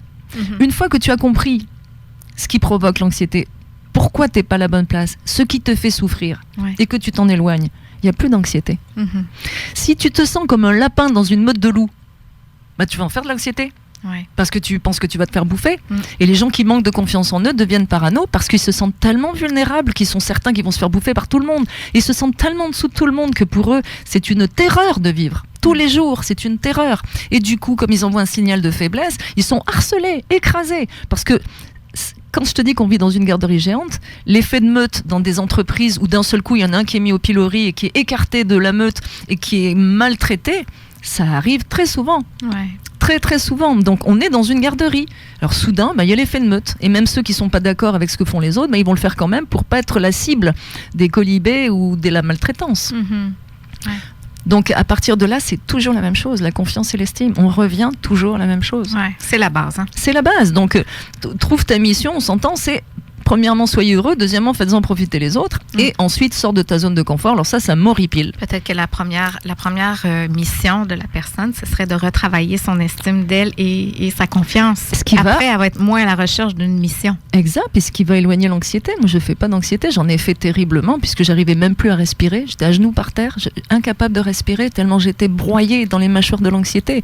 Et là, j'ai compris que j'étais en train de crever. Il m'a fallu ça pour me dire, mais je suis en train de crever. Qu'est-ce qui m'arrive? Et je comprenais absolument pas ce qui m'arrivait. Dans ma tête à moi, il fallait être malade ou avoir eu un accident pour être dans cet état-là. Je n'avais eu ni l'un ni l'autre. Dysfonctionnel à un point extraordinaire. Je comprenais pas ce qui m'arrivait et je me suis relevée seule. Donc l'anxiété, oui, on s'en libère quand on a remis sa vie dans le bon chemin et qu'on est heureux et qu'on a fait en sorte que notre environnement soit épanouissant. Ouais. À ce moment-là, tu es heureuse. Quand mes clients viennent de l'Europe passer une semaine avec moi à Saint-Jean-de-Mata, ils sont au paradis. C'est un environnement extraordinaire, ils sont dépaysés, ils sont dans le petit village de Saint-Jean-de-Mata, des irréductibles québécois heureux, parce que c'est un village heureux là-bas. Et puis évidemment, tout le monde me connaît, c'est une ambiance extraordinaire. Ils sont complètement dépaysés, mais ils voient ce que c'est. Je ne considère pas que ma mission c'est ça. Moi là, je considère vraiment que ma mission c'est d'être heureuse. Ouais. Ça n'a rien à voir avec mon métier. Peut-être qu'il faut sortir de notre zone de confort pour trouver notre mission. Ben oui. Pourquoi es-tu assis sur un fauteuil? Pourquoi t'es pas assis sur la table pendant que tu fais l'émission de radio, hein? On devrait faire le poirier sur la table pendant qu'on discute. C'est ridicule. Mais faire de la radio a été pour moi une sortie de zone de confort. Alors, je vais te reprendre là-dessus. Oui, je sais. Je t'ai mis la table, Pascal. Je sais que tu m'as tendu la perche. Prenons un funambule. Ouais. Un funambule sur un fil. Sa mission de vie, à lui, c'est de marcher sur un fil. C'est de pas tomber. Ouais. Eh bien, il va marcher sur le fil. On s'entend que sa zone de confort, c'est le fil. Ouais. Que s'il sort de sa zone de confort, il tombe. Ben oui. Et il se fait mal. Ben oui. Donc, on n'est pas là pour sortir. C'est un problème de vocabulaire. Il ne faut pas sortir de votre zone de confort. Il faut être dans la meilleure zone de confort possible pour vous dépasser ou vous surpasser. Il faut sortir de votre routine. Il faut l'augmenter. Il faut la faire grandir, la zone. Mais il faut sortir de la routine, mais ça s'appuie évidemment sur une zone de confort. Si tu n'es pas dans une zone de confort. Pourquoi est-ce que les sportifs, par exemple, on va chercher les meilleurs matériaux pour qu'ils courent le plus vite ou qu'ils nagent le plus vite? Pour la facilité, pour qu'il y ait toutes les pour qu'ils puissent se surpasser. Ben oui. Et voilà. Pourquoi on va choisir une voiture où on va être confortable dedans? Pourquoi est-ce qu'on essaie une voiture avant de l'acheter? Sors de ta zone de confort, monte donc dans le coffre. C'est absurde et je m'inscris en faux contre ça parce que j'ai vu des gens se mettre en danger pour sortir de leur zone de confort. Mais vraiment, alors quitte ton boulot, quitte ton domicile. Ça devient une croyance, c'est terrible. C'est en train de devenir une croyance que si tu veux avancer dans la vie, tu dois sortir de ta zone de confort. La championne du monde qui est française, Sarah, que j'ai rencontrée là-bas en France, elle est championne du monde de boxe. Et quand je lui tenais ce discours, elle me dit « Ah, mais c'est fou !» Elle a compris tout de suite, elle me dit « Mais tous mes entraîneurs m'ont dit de sortir de ma zone de confort. » Je dis « Non, sors de ta routine. Mais si tu sors de ta zone de confort, tu vas prendre un coup de poing, tu vas être en knock-out. Mais c'est quoi la différence entre sortir de sa zone de confort puis sortir de sa routine? C'est justement, il faut que tu sois dans ta zone de confort pour sortir de ta routine. Ouais. Si par exemple comment je sais que je suis dans ma zone de confort? Parce que tu as fait en sorte que l'environnement soit épanouissant pour que tu puisses te surpasser. Est-ce que des patrons d'entreprise qui sont cohérents et qui sont des dominants vont faire travailler leurs employés dans des sous-sols sans lumière? Ouais. C'est ça. C'est très important de répercuter. Reconnaissance, affection, protection, c'est encadrement, encouragement et puis environnement. On va mettre les personnes dans le meilleur environnement possible pour qu'elles puissent donner le meilleur d'elles-mêmes. Après, tu vas apprendre en sortant de ta routine, tu vas prendre des études, tu vas faire quelque chose qui va te permettre de t'élever. Ouais. Mais il faut que tu restes dans une zone de confort. C'est absurde. Si tu pars d'une zone d'inconfort, comment tu vas faire pour te surpasser? Non, c'est ça. C'est impossible. Ouais. Donc, il faut comprendre qu'on est dans une zone de confort. Et moi, je parle de l'environnement, parce que quand tu as un environnement épanouissant, tu peux avoir les bons comportements, tu peux développer tes capacités, tu peux croire en toi, tu peux savoir qui tu es et tu peux être libre. Moi, c'est mon méta-objectif. Ouais. Ce sont les 6 niveaux logiques de Robert Dilts. Ouais. Donc, à partir de là, quand tu comprends que l'environnement est prioritaire, tu veux sauter en parachute, par exemple. Tu as envie de sauter en parachute. Mais tu as la trouille, mais tu as quand même envie. Tu as vraiment envie de sauter en parachute. tu vas sortir de ta routine parce que tu vas sauter. Évidemment, tu vas pas prendre un avion qui risque de tomber, un parachute qui est mal plié. Franchement, tu vas commencer avec de l'aide, tu vas rester dans ton confort pour te surpasser, c'est-à-dire que tu vas faire tout ce qu'il faut pour que tu puisses sauter en parachute. Tu vas avoir une peur bleue parce que t'as le trac, mais tu veux sauter en parachute. Mais si t'as pas du tout envie de sauter en parachute et que tu sautes juste pour sortir de ta zone de confort, tu sais quoi, tu vas hurler tout le long. Tout le long, tu vas hurler, tu vas avoir la peur de ta vie. Est-ce que tu crois que ça va améliorer ta confiance en toi ? Tu vas être terrifié. Ouais. Mais alors que celui qui veut vraiment sauter, il va partir d'un environnement sécuritaire, il va avoir la trouille, mais il va sauter parce qu'il en a envie. Ou alors il n'aura pas la trouille, mais il va sauter, il va être dans un environnement dont il n'a pas l'habitude, en partant d'une zone de confort. Ouais. Et puis là, il va se surpasser ou se dépasser, et il va être extrêmement fier après. Parce que juste le mot, on sait toutes les deux en PNL que les mots qu'on utilise, c'est le reflet de notre monde intérieur et tout ça. Fait que juste le mot sortir de ta zone de confort, qui veut dire sans confort, qui veut dire te jeter dans le vide, c'est insécurisant. Et ça peut réveiller les fameuses blessures du petit enfant. Évidemment. Moi, j'ai connu une personne qui avait peur de sortir le soir. Elle s'obligeait à sortir le soir dans un endroit de Montréal qui n'est pas très juste fréquentable. Pour sortir de sa zone. Oui. Parce qu'elle se disait qu'il fallait sortir de sa zone de confort. Mais est-ce que tu peux imaginer que cette femme-là envoyait un message de vulnérabilité et qu'elle était la candidate toute désignée pour être agressée ? Aussi, oui. Donc, puis elle vivait du stress et de l'inconfort aussi. Mais c'est affreux. Donc, est-ce que tu penses que ça a amélioré sa confiance en elle d'avoir la trouille chaque fois qu'elle sortait et qu'elle sortait juste pour sortir de sa zone de confort? Qu'est-ce que tu dis à quelqu'un qui veut se donner des défis pour justement prendre l'ancien terme de sortir de sa zone de confort? Maintenant, toi, Pascal Piquet, tu lui expliques de faire quoi? Eh bien, déjà de développer sa confiance. Une fois qu'il a développé sa confiance, d'être assez habile pour instaurer le meilleur environnement qui soit pour être capable de se surpasser et de se dépasser. OK, mais s'il veut se surpasser dans quelque chose qui est complètement nouveau, là. Eh bien, parfait. Par exemple, tu veux pratiquer les arts martiaux, tu ne l'as jamais fait, tu vas choisir un entraîneur qu'on t'aura recommandé, ou alors tu vas en essayer un, puis si ça ne te convient pas, tu vas en essayer un autre. Moi, j'ai vu tellement de gens se retrouver dans des sports comme ça, avec un entraîneur qui était malhabile et dominateur, et ces gens-là s'obstinaient. Et quand tu t'obstines, le remède est pire que le mal une fois de plus. C'est parce que tu n'as aucun plaisir à faire ce que l'entraîneur te dit, parce qu'il te traite de haut. Ouais. Et du coup, pour pas dire qu'il te maltraite, mais quel plaisir. Alors que quand tu vas avec un entraîneur sportif ou peu importe ce qu'on t'apprend, le piano ou je sais pas, n'importe quoi, quand tu es avec quelqu'un avec qui tu t'entends bien, mais c'est merveilleux, tu vas apprendre 10 fois plus vite. On a tous été broyés par des professeurs dans notre enfance. Moi, le prof de maths, parce que j'étais pas douée en maths, c'est ma mère qui me l'avait dit. On a tous été broyés. Donc, on s'entend que si on s'était bien entendu avec le professeur, mais je pense qu'on aurait eu des résultats différents. Sors de ta zone de confort et prends le pire professeur qui soit. Tiens, tu vas voir ce que ça va donner. Ouais. Donc, chacun fera ce qu'il veut. Mais moi, ce que je dis, ce que je préconise, c'est qu'il faut avoir un environnement qui est le plus épanouissant possible pour être capable de sortir de sa routine. Un certain confort de base. Un confort de base. Avoir le bon job, le bon domicile, le bon conjoint ou être bien célibataire. Et une voiture aussi. On va tous vers une voiture confortable. Ouais. On va pas dormir sur un lit à clous. Ouais. On va tous chercher le meilleur matelas parce que le sommeil, c'est très important. Parce que derrière ça, là, c'est comme si pour se dépasser, il faut souffrir. Oui, c'est ça. Puis il faut avoir le stress, il faut avoir l'insécurité, il faut avoir la peur, il faut avoir tout ça. Et non, regarde, si tu prends quelqu'un qui apprend le surf, il est sur la plage, sur sa planche de surf. Ouais. Sur le sable, on lui enseigne à placer son corps sur la plage. Pour garder l'équilibre. Voilà. Donc après, il va aller dans l'eau jusqu'au mollet, dans l'eau jusqu'au-dessus de la tête. Bon.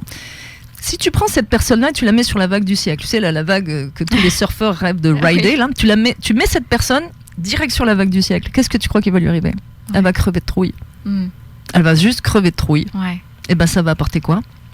Donc, allez-y progressivement, en ayant un environnement qui est propice à ça, qui est épanouissant, de façon à pouvoir vous surpasser en sortant de votre routine, pas de votre zone de confort. Sortez de votre routine. Empruntez un chemin que vous ne connaissiez pas, mais avec une carte ou un GPS qui va vous y emmener. Mais pas comme ça à l'aveuglette. Ouais.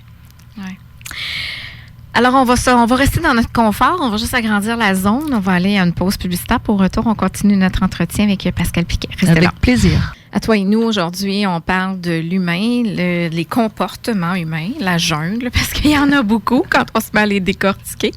Alors, Pascal Piquet, on s'en va un peu vers l'heure du dîner. Tu me parlais de tes assiettes chinoises. Quelle entrée en matière. Excellent. J'adore ton humour. Oui, en fait, c'est pour symboliser. Qu'est-ce que l'équilibre ? Eh bien, c'est imaginer des artistes qui ont une baguette avec une assiette au bout de la baguette. Tu sais, qui font tourner l'assiette. Eh bien, imaginez, mesdames et messieurs, vous avez 3 assiettes au bout de 3 baguettes. Ouais. L'assiette professionnelle, l'assiette sociale et l'assiette privée. Et donc, l'objectif, c'est de passer d'une assiette à l'autre pour lui donner l'impulsion pour qu'elle reste en équilibre. Donc, les 3 devraient tourner en même temps. Les 3 doivent tourner en même temps. On doit passer un certain temps dans la vie sociale, un certain temps dans la vie professionnelle, un certain temps dans la vie privée.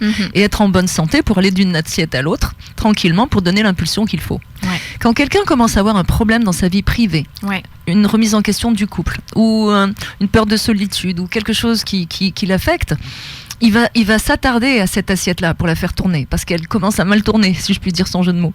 Ouais. Qu'est-ce qui va se produire ? Son assiette sociale risque de tomber, mais surtout son assiette professionnelle. On le sait que certaines personnes deviennent dysfonctionnelles quand elles ont un problème de couple. Elles ne sont plus capables de travailler. Donc du coup, l'assiette professionnelle va se casser la figure. Ouais. Et la personne va s'acharner sur l'assiette privée. Ouais. L'inverse est vrai, et ça va être une dépression. Quand on a un problème dans la vie privée, ça va être une dépression. Dans la vie privée ou sociale, on tombe en dépression. Si on a un problème dans la vie professionnelle, on va s'acharner sur l'assiette professionnelle. Et il y a beaucoup de couples qui souffrent d'un des deux qui a un problème professionnel et qui ramènent ça à la maison. Et donc la personne va s'acharner sur son assiette professionnelle, l'assiette sociale va tomber tout de suite, et l'assiette privée, elle va commencer à être ébranlée. Donc ça va être un burn-out, un épuisement professionnel. Ouais. Et quand tu as un épuisement professionnel, il y a de fortes chances que ton conjoint te quitte ou ta conjointe te quitte aussi. Donc ça fait 2 assiettes qui sont tombées. Et puis la dernière, il y a longtemps qu'elle est tombée parce que c'est la première qu'on fait tomber. Surtout en dépendance. Quand on est en dépendance affective, dans un couple, il y en a beaucoup qui laissent tomber l'assiette sociale. Okay, ouais. Il n'y a plus que la personne qui compte, ça devient le centre de leur univers et l'assiette sociale, elle tombe. Et après, quand ils se retrouvent en rupture, ils se retrouvent tout seuls. Donc ils vont courir après l'assiette sociale. Ouais. Mais c'est ça, c'est vraiment d'avoir cette idée, cette image en tête de 3 assiettes, professionnelle, sociale et privée, et d'aller de l'une à l'autre. Et que de donner la bonne impulsion à chacune des assiettes. Il y en a qui passent trop de temps au travail au détriment de la famille. Ouais. Ou d'autres qui vont favoriser la famille et puis pas trop le travail. C'est à chaque fois de créer un équilibre entre ces 3 assiettes-là. Ça devient comme un baromètre pour savoir si je m'occupe assez de mes 3 assiettes, finalement. Exactement. Et sinon, on a une menace de dépression ou de burn-out en sachant que ce sont des allergies à des environnements toxiques. Ça peut être un environnement toxique dans la vie privée ou un environnement toxique dans la vie professionnelle. Le burn-out, ça ? Oui. Tu veux dire? OK. Oui. Le burn-out est plus associé à la vie professionnelle. Alors, je souris parce qu'en France, on dit le burn-out. Le burn-out. Le burn-out. Donc le burn-out est associé à la vie professionnelle et la dépression plus à la vie privée. Mais à un moment donné, c'est bonnet blanc et blanc bonnet, c'est-à-dire que l'un provoquant l'autre, on ne sait plus du tout de quoi on souffre, mais tout se casse la figure. Mais les symptômes sont similaires, non? Oui. C'est toujours le burn-out et la dépression, c'est la même chose? Oui, on perd de l'énergie. Ouais. On est en perte d'énergie et à un moment donné, le corps s'arrête. C'est comme les batteries de la voiture, la batterie de la voiture. Okay. Et puis je veux aussi souligner un point, c'est que les gens mélangent travailler sous pression et travailler dans le stress. Ouais. Travailler dans le stress, c'est ravageur. C'est impossible de travailler dans le stress. Le stress, ça parle de soi-même, c'est qu'on met 75 millions de cellules en état de choc. Et ces cellules sont parfaitement intelligentes, savent ce qu'elles ont à faire pour continuer à faire fonctionner le corps, mais vous les empêchez de travailler à cause du stress. Okay. Donc travailler sous le stress, c'est absolument ravageur, c'est dévastateur pour le corps. Mais travailler sous pression, c'est différent. Il y a beaucoup de gens qui aiment travailler sous pression. Parce que quand ils en ont beaucoup de travail à faire, ils aiment ça. Pour eux, c'est challengeant, mais ils aiment ça. Sous pression, ça veut dire? Beaucoup de travail. Être capable de mener beaucoup de dossiers en même temps. Okay. Moi, je n'ai pas l'impression de travailler sous pression, mais je fais beaucoup de choses en même temps. Parce que ça m'amuse, parce que je suis comme ça. Si je n'étais que coach, je m'ennuierais. Coach, non. Il faut que je sois aussi écrivain, conférencière, formatrice en entreprise. J'aime jongler, aller de l'un à l'autre. Il y a des personnes qui préfèrent faire toujours la même chose. C'est parfait, il en faut pour tous les niveaux de la hiérarchie et des entreprises. Mais travailler dans le stress, c'est ravageur. Ça va forcément avoir des conséquences sur l'organisme et on va finir en dépression ou en burn-out, mais c'est sûr que ça va avoir des conséquences. Mais travailler sous pression, il y a des gens qui aiment ça, qui sont capables de travailler quand ils ont beaucoup de choses à faire, beaucoup de tâches. Ils sont multitâches. C'est du challenge, tu vas en dire. Ah oui, il tripe. Tu sais, celui qui regarde l'aiguille, là, qui fait tic, tic, tic. Ben non, ceux-là, ils veulent pas voir l'aiguille sauter d'une minute à l'autre. Ils veulent vraiment que leur journée se passe rapidement et puis dans des choses qu'ils vont faire multitâches. Donc c'est la différence entre travailler dans le stress, il faut pas travailler dans le stress, et travailler sous pression, ça, c'est propre à certaines personnes. Est-ce que le stress, c'est nous qui nous le créons ou il peut venir de l'extérieur? Les deux. D'un employeur ou d'un collègue? Un stress, c'est une attaque sur un organisme. Donc, ça peut être une attaque extérieure, comme vous faire des films d'horreur. Souvenez-vous que le cerveau ne fait pas la différence entre ce que vous voyez et ce que vous créez. Donc, quand vous faites un film d'horreur, votre corps le prend pour du cash et votre corps croit que vous êtes en situation de danger et tous les organes se fédèrent pour vous mettre dans une position de défense. Donc on va balancer du cortisol, on va faire du glucose, enfin je le cite dans le livre, tous les organes qui vont réagir, et c'est fou parce que votre corps croit que vous êtes en danger, alors que vous n'avez fait que imaginer quelque chose de stupide. Parce que ça n'est pas la réalité. Donc quelqu'un qui a peur en avion, qui imagine l'avion se cracher, pour le corps, l'avion est en train de se cracher. Donc tu imagines comment les cellules sont en état de choc. Quelqu'un qui imagine que son conjoint ou sa conjointe trompe, il voit son conjoint ou sa conjointe en situation sexuelle avec quelqu'un d'autre. Il le voit, il l'imagine dans sa tête, le corps le voit, le cerveau renvoie à son corps tout le stress, et du coup, on devient fou. C'est terrible. C'est terrible. Donc, 90% de la vie des gens stressés, angoissés, est irréelle. Mais ce sont des films d'horreur. Quelle stratégie tu donnes pour qu'on puisse cesser des scénarios catastrophes? On revient toujours à la même chose, la confiance. Parce que quand tu as l'impression d'être un lapin au milieu d'une meute de loups, tu es en stress permanent. Quand tu sais que tu es un loup au milieu des loups et que tout le monde se respecte, tout va bien. Est-ce que la confiance, on peut l'acquérir, puis qu'elle va toujours rester là, ou au fil de notre vie, elle va jouer? Il y a des périodes où on a plus confiance, d'autres périodes où on en a moins. C'est un bon point. C'est un bon point parce que tu as des gens qui vont pas avoir de confiance du tout. Alors là, ça va être catastrophique. Ils sont la proie facile de tous les prédateurs qui vont croiser. Tu as des gens dont la confiance va fluctuer. On te donne un compliment. Ouh, la confiance monte. On t'entend une vacherie ou un mauvais commentaire. Boum, elle redescend dans les chaussettes. Mais non, elle ne doit pas fluctuer. Elle doit être à l'intérieur puis elle doit être solide. C'est le travail que je fais avec mes clients de façon à ce qu'elle soit à l'intérieur et que rien ne l'affecte. En considérant quand même qu'on est relatif à un environnement. C'est-à-dire que si moi tu me mets en prison, je vais pas être dans le meilleur environnement qui soit pour être heureuse. J'ai besoin de mon environnement et mon environnement c'est Saint-Jean-de-Matha, c'est ma façon de travailler. J'ai installé un environnement qui est propice à ce que je donne le meilleur de moi-même à mes clients. Donc il faut pas qu'elle fluctue cette confiance en fonction des événements extérieurs. Est-ce qu'elle peut fluctuer selon les assiettes?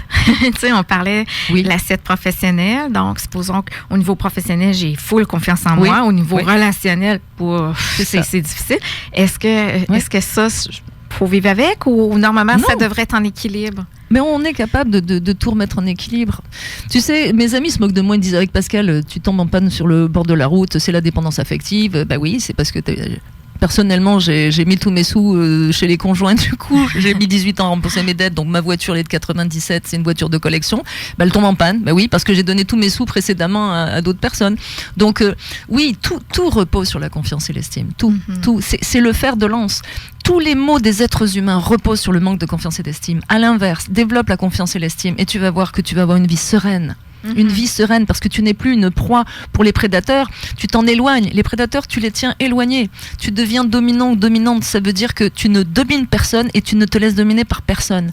C'est le respect de soi et le respect des autres. C'est le respect de son propre couloir de natation. On va pas dans les couloirs des autres et on laisse pas les autres entrer. Et quant au jugement et la critique, ça glisse comme l'eau sur les plumes d'un canard parce que le jugement et la critique qui parle de peur, jalousie et frustration, ça parle de la personne qui l'émet. Donc ça parle de la difficulté à être heureux ou heureuse de la personne.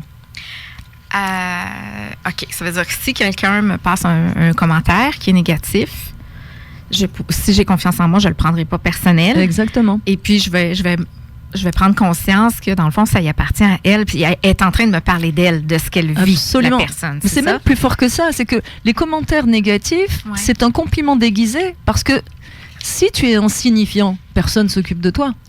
Mais quand quelqu'un essaie de cracher sur quelqu'un de plus haut, tu sais qu'avec la force, avec l'attraction terrestre, ça va lui remonter sur la figure. Il y a une expression qui dit crache en l'air, ça te retombe dessus. Exactement.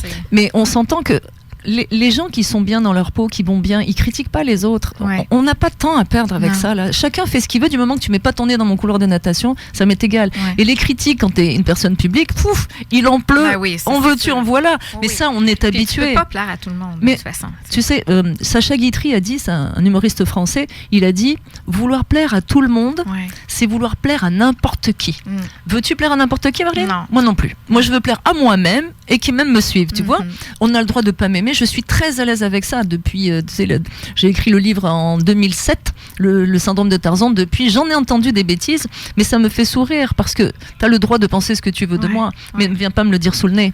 Ne viens pas me Et en provoquer. même temps, si tu amènes une réaction chez les gens, c'est qu'il y a quelque chose. Là, il y a anguille sous roche. Exactement, exactement. Ouais. Mais il faut être à l'aise avec la critique et le jugement Ouais. parce que ce sont forcément des compliments déguisés. Mhm. C'est parce qu'on t'en veut, parce qu'on te jalouse. Ouais. C'est ça. C'est ce qu'il faut comprendre et c'est ce qui te permet de prendre du recul face au jugement et à la critique. Bien sûr, les critiques positives, c'est formidable. C'est que quelqu'un a pris le temps de regarder ton travail et te permet de l'améliorer. Mais les critiques négatives et les jugements négatifs, ça appartient à la personne qui les émet. Ouais. C'est elle qui va se salir la bouche avec ça. Mais moi, personnellement, Mhm. ça m'est égal. Dans ton livre, tu donnes plusieurs outils. Mm. Il y en a un qui est les positions perceptuelles, se mettre dans les chaussures de l'autre. Et oui. Et ça, c'est un des trucs que tu donnes, puis d'ailleurs, qui est aussi bon en amour qu'au travail. Oui.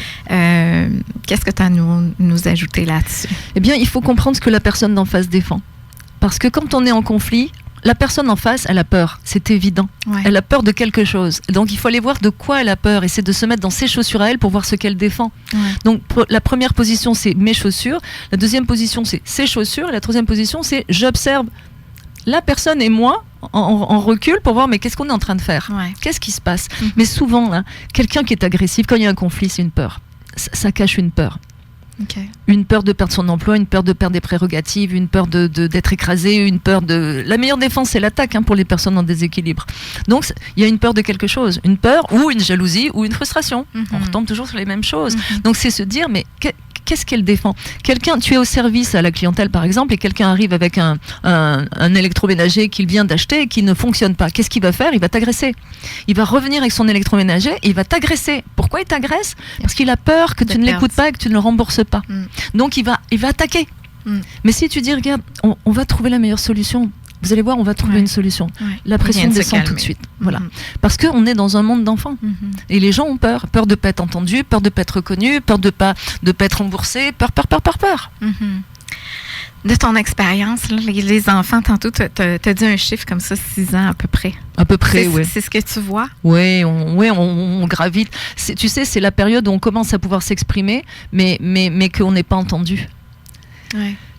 L'injustice, par exemple, un enfant de 6 ans, de 6 à 8 ans, aux alentours de 6 ans. Parce que c'est à partir de 2 ans à peu près qu'on essaie de faire par nous-mêmes. Tu sais, Oui. On est capable, là, comme les enfants vont dire. Ouais. Fait que- Mais vers 6 ans, en fait, tu commences à posséder du vocabulaire pour expliquer aux parents que tu n'as pas fait ce dont ils t'accusent. OK. Mais ils ne t'écoutent pas. Ouais. Parce qu'avant ça, quand tu n'arrives pas à t'exprimer, bon, on peut trouver ça à peu près logique que le parent n'entende pas. Mais quand tu commences à posséder du vocabulaire et que tu essaies de dire à ton parent que c'est pas toi qui as fait ça et qu'il te dispute, même il te frappe, il te punit sévèrement pour une chose que tu n'as pas faite, Ouais. ça c'est terrible. Mm. Et là, il y a un premier ancrage qui s'installe. Ouais. C'est l'ancrage de l'injustice, Ouais. avec l'humiliation.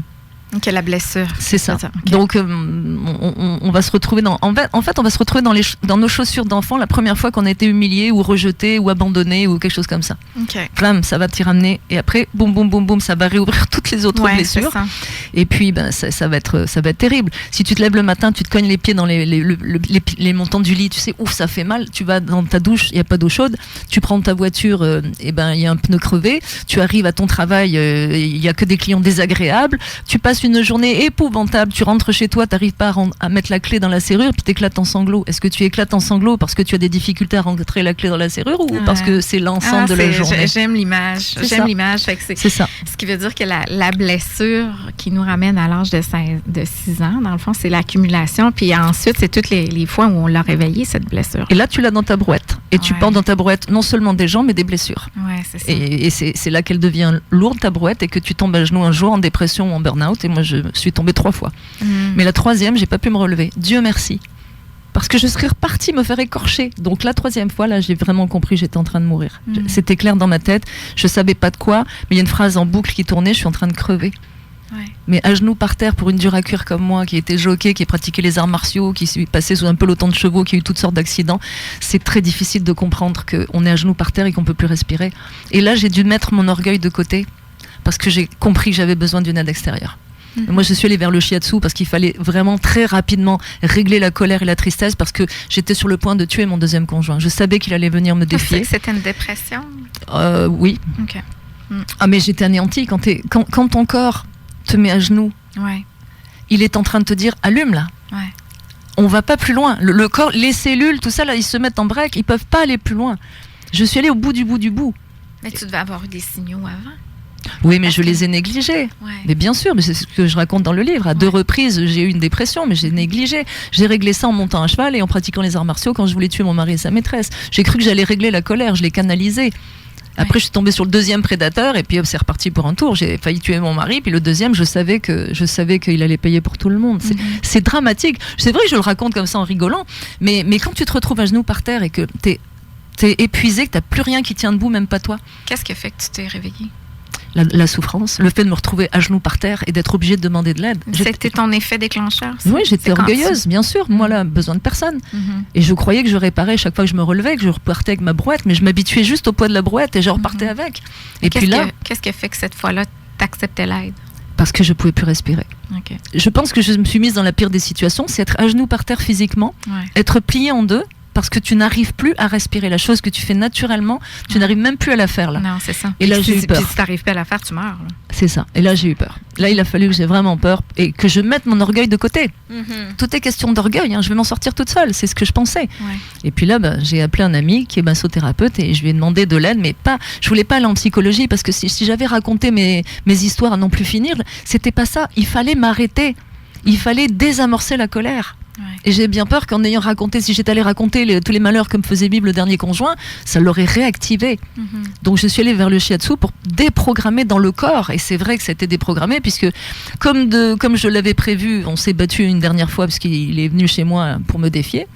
Et puis au lieu de disjoncter ce que je craignais, ce que je faisais habituellement, au lieu de voir rouge ou noir ou de lui sauter à la figure, je suis restée très calme et j'ai appelé la police. Et ça, là, j'ai su que c'était réglé. Okay. Parce qu'habituellement, je disjonctais. Et là, je savais que j'étais une boule d'injustice. Tout était injustice pour moi. Injustice, humiliation, nomme-les. C'était une accumulation. J'étais une bombe à retardement. Et j'avais fort peur d'exploser à l'égard de ce conjoint-là et qu'il y en ait un des deux qui reste sur le carreau. Je me suis rendue jusque-là. Est-ce qu'on doit identifier la blessure pour pouvoir la guérir? Non. On s'en fout. Quand tu développes ta confiance et ton estime, c'est pas important de savoir d'où c'est venu. Okay. Ça, moi là, je leur montre, c'est pas important. Parce que c'est ça l'effet secondaire de ces blessures-là, le manque d'estime puis de confiance. C'est ça. Oui. Absolument. Est-ce que c'est les deux seuls? Oui, c'est déjà énorme. C'est le cœur du sujet, c'est énorme. Donc ces mauvaises programmations, ces histoires de fausses croyances qu'on t'a mis dans la tête depuis toujours et on est tous partis avec la mauvaise carte, ne serait-ce qu'en amour. On a tous cru qu'aimer c'était souffrir. On est partis par là, qu'il y en a toujours un qui domine, il y en a toujours un qui aime plus que l'autre. Et bien on est tous partis dans cette direction-là. Et on s'est écrasé. Et moi, là, j'ai respecté toutes ces fausses croyances et ça a eu pour résultat que j'ai essayé d'en tuer 2. Donc, je me suis dit, ça marche pas. Ces croyances-là, elles marchent pas du tout. Donc, j'ai fait l'inverse. Et du coup, maintenant, je suis très, très calme. Je suis très sereine. Désactivée. Pascal Piquet, on va aller à une pause publicitaire. Pour toi, c'est déjà le dernier segment. Et alors là, les auditeurs se demandent peut-être comment faire pour te contacter, tout ça. Fait qu'on revient avec toutes ces informations-là. Restez là. 96.9 FM, l'alternative radio. CJMD, la station leader en développement personnel. La radio de Lévis. CJMD. T'es pas sûr de pouvoir tenir tes résolutions pendant toute l'année? Ça tombe bien. Maximum Fitness t'offre son abonnement annuel à seulement 39,99 par mois. Annulable en tout temps. Offre unique à Québec. En plus, profitez de l'accès à 6 succursales ouvertes 24 heures, 7 jours sur 7. Venez vivre l'unique expérience client-entraîneur. Nos entraîneurs certifiés Neurotyping sauront vous mettre en confiance et vous accompagner tout au long de votre cheminement. Maximum Fitness 24 heures à Saint-Apollinaire, Saint-Nicolas, Charny, Lévis, Sainte-Foy et Vieux-Québec. Suivez-nous sur Facebook et maxipom.com. Le Cluster Bar Spectacle. Vous avez des shows variés chaque fin de semaine. Il y a 12 000 watts de son pour une qualité de spectacle incomparable. Le 25 mai, hommage à Janis Joplin par Cosmic. Le Cluster Bar Spectacle, c'est situé au 93-20 boulevard Guillaume Couture, coin route l'Allemand. C'est ta scène à Lévis. Les 25 et 26 mai prochains aura lieu la 3e édition du Salon de l'éveil au Centre des congrès de Lévis. Plusieurs personnalités publiques seront présentes, dont Nathalie Simard, Dave Morissette, Joël Legendre et bien d'autres. Joignez-vous à la centaine d'exposants déjà inscrits dans le domaine de la santé, du mieux-être et du développement personnel. Et profitez de cette opportunité pour augmenter votre visibilité auprès de milliers de visiteurs. Pour tous les détails, www.cathytropiano.com ou inscrivez le Salon de l'éveil dans votre moteur de recherche. Yo, this is Oliver Spitz, Fitch Team Capitan, Lock Haven, Pennsylvania. You're now listening to CGMD 96.9 FM. La relève radio, c'est à CGMD 96.9. La radio de Lévis. 96.9 FM. L'alternative radio. Le Human, l'expérience de la vie. La radio de Lévis. Vous avez manqué l'émission, vous venez de vous joindre à nous, mais il reste juste 10 minutes.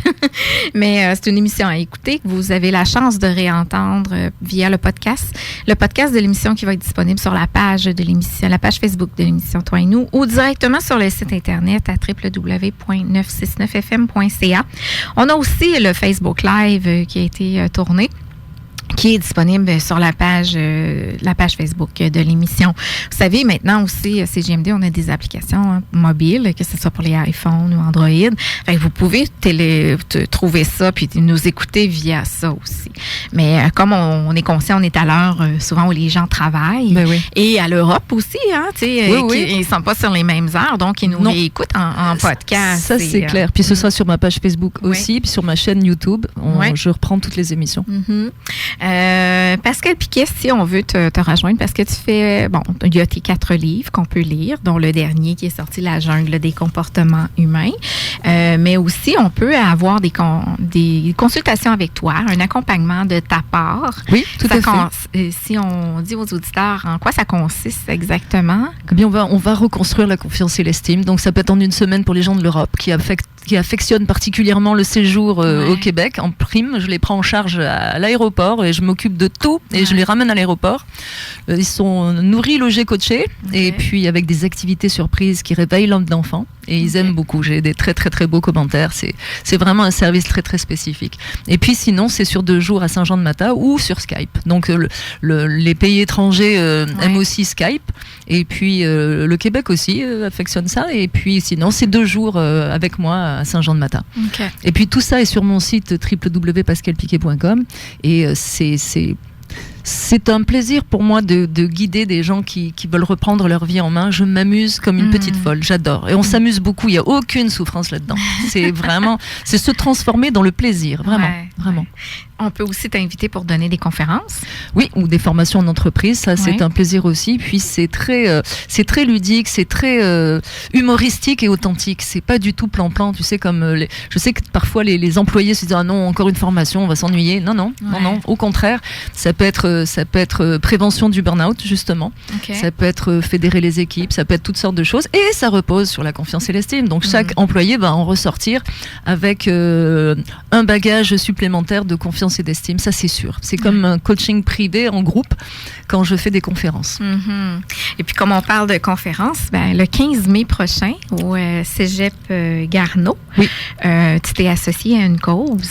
Oui, la Maison de Job qui est à Québec et tout ça grâce à Marie-Thérèse Jean qui en est la directrice et qui aime beaucoup ma façon de travailler. On a sympathisé et je me suis penchée sur la question de cette Maison de Job qui a besoin de financement. Mais qu'est-ce qu'ils font, cette maison-là? C'est une maison de thérapie fermée pour les addictions et de réinsertion. Pour les adultes? Oui. Et ils font un travail extraordinaire. J'y suis allée, j'ai donné une conférence intramuros aux résidents et j'ai beaucoup aimé leur façon de travailler et leur façon d'accueillir leurs résidents. Et donc, aidez-nous à soutenir ce bel organisme qui est qui est de l'humain. C'est vraiment de l'humain. Et je pense que c'est gratuit pour les personnes qui sont démunies. Donc, c'est vraiment extraordinaire. Et cette conférence se donne donc le 15 mai. Ouais. C'est le titre, c'est au profit. C'est au profit. Oui, de la tous maison. les bénéfices iront à la maison de Job. Venez les soutenir. Venez. Ce sera autant bénéfique pour la maison de Job que pour vous. Ouais. Ce sera bon pour tout le monde. Puis on va s'amuser. C'est 1h30 de conférence. Après, il y aura les livres vendus sur place. Le dernier livre, La jungle des comportements humains. Mais c'est surtout, si vous voulez faire quelque chose pour vous, vous pouvez aussi faire quelque chose pour quelqu'un d'autre, parce qu'un jour on peut se retrouver démunis. C'est un 2 pour 1. Là. Et on est content de se retrouver dans une maison comme ça. Ouais. Et puis, ce que je veux dire aussi, c'est qu'on a des commanditaires. Oui, mais la conférence, le titre, là, si je peux me permettre, c'est juste ton sujet, parce qu'en fait, tu vas parler dépendance affective, addiction, mauvais comportement. Voilà. Alors, c'est de tout ça. C'est faire le lien entre la dépendance affective, le manque de confiance et d'estime, la dépendance affective, donc le manque de confiance et d'estime, c'est la mère de toutes les autres dépendances. Ouais. Et c'est ce qui nous pousse dans les mauvais comportements, pas seulement addictifs, les comportements aussi agressifs, ou de dominateur ou de dominé. On retombe toujours sur les mêmes choses. Et si tu me le permets, j'aimerais donner la liste de nos commanditaires, donc pour cette conférence du 15 mai au Cégep Garneau à Québec, à 19h. Donc nous avons qui nous soutiennent les Services Alimentaires 2000 Inc. Nous avons Privilège Gym, nous avons Publicité GF, Production Imprimerie Richard Vézina, Tim Horton, Étienne Dubreuil, Le Seigneur des Fourneaux, service traiteur, et Impôt PLB. Donc tous ces gens, et puis si vous nous entendez, vous voulez également être commanditaire, eh bien joignez Marie-Thérèse Jean à la maison de Job, vous trouverez tous les renseignements sur le web. Mais c'est vraiment une belle vocation. Je dirais pas que c'est la mission de Marie-Thérèse, mais elle fait ça de façon extraordinaire, vraiment. Donc venez nous voir le 15 mai. Compte tenu de ton sujet, c'est normal qu'on voit que ton cœur est très supporter à cette cause-là. Oui, puis on va s'amuser. C'est plein d'images. Il y a beaucoup plus d'images que de mots sur mes slides, sur mon PowerPoint. C'est ludique, on rit, j'interpelle le public. C'est plus un show qu'une conférence triste ou nette avec un lutrin. C'est vraiment, ça va être une belle soirée. Alors le 15 mai, au Cégep Garneau, il y a les billets qui sont en vente à coût de 20 $. Je vais mettre la publicité sur notre page Facebook. Mais aujourd'hui, on fait tirer 2 paires de billets. Oui. Fait que je vais aussi poster une publication après l'émission sur la page de l'émission Toi et nous. Je vais donner une semaine aux gens pour participer au concours. Fait que le tirage va être fait lundi prochain. C'est parfait. Et puis, 2 paires de billets pour aller te voir en conférence. Puis du coup, encourager la maison de Job. Oui. On va aussi faire un tirage d'une copie de ton livre, la jungle des comportements humains. Fait que ça aussi, le même principe. Je vais publier tout à l'heure sur la page de l'émission Facebook le concours, puis les gens vont petites questions répondre, puis je vais faire le tirage lundi prochain. C'est ça, j'enverrai le livre moi-même dédicacé. Parfait. Alors, Pascal Piquet, merci infiniment. C'est toujours un plaisir, Marilyn. Tu reviens quand tu veux. Oui, je vais revenir. On pourra décortiquer un autre sujet. Est-ce que tu as un autre projet de livre en route? C'est ça. C'est comme les gens qui ont un bébé, puis des gens on leur dit quand est-ce que vous faites le deuxième? Là, je viens. Moi. Là, je suis en baby blues. Je vais remonter, puis après. Je suis en book blues, donc j'ai mes clients aussi parce que je les ai mis un peu sur la glace le temps d'écrire. Il faut vivre ce sujet-là aussi. Tu as tellement de beaux outils à l'intérieur. Oui, déjà digérer celui-là, puis on s'en reparle.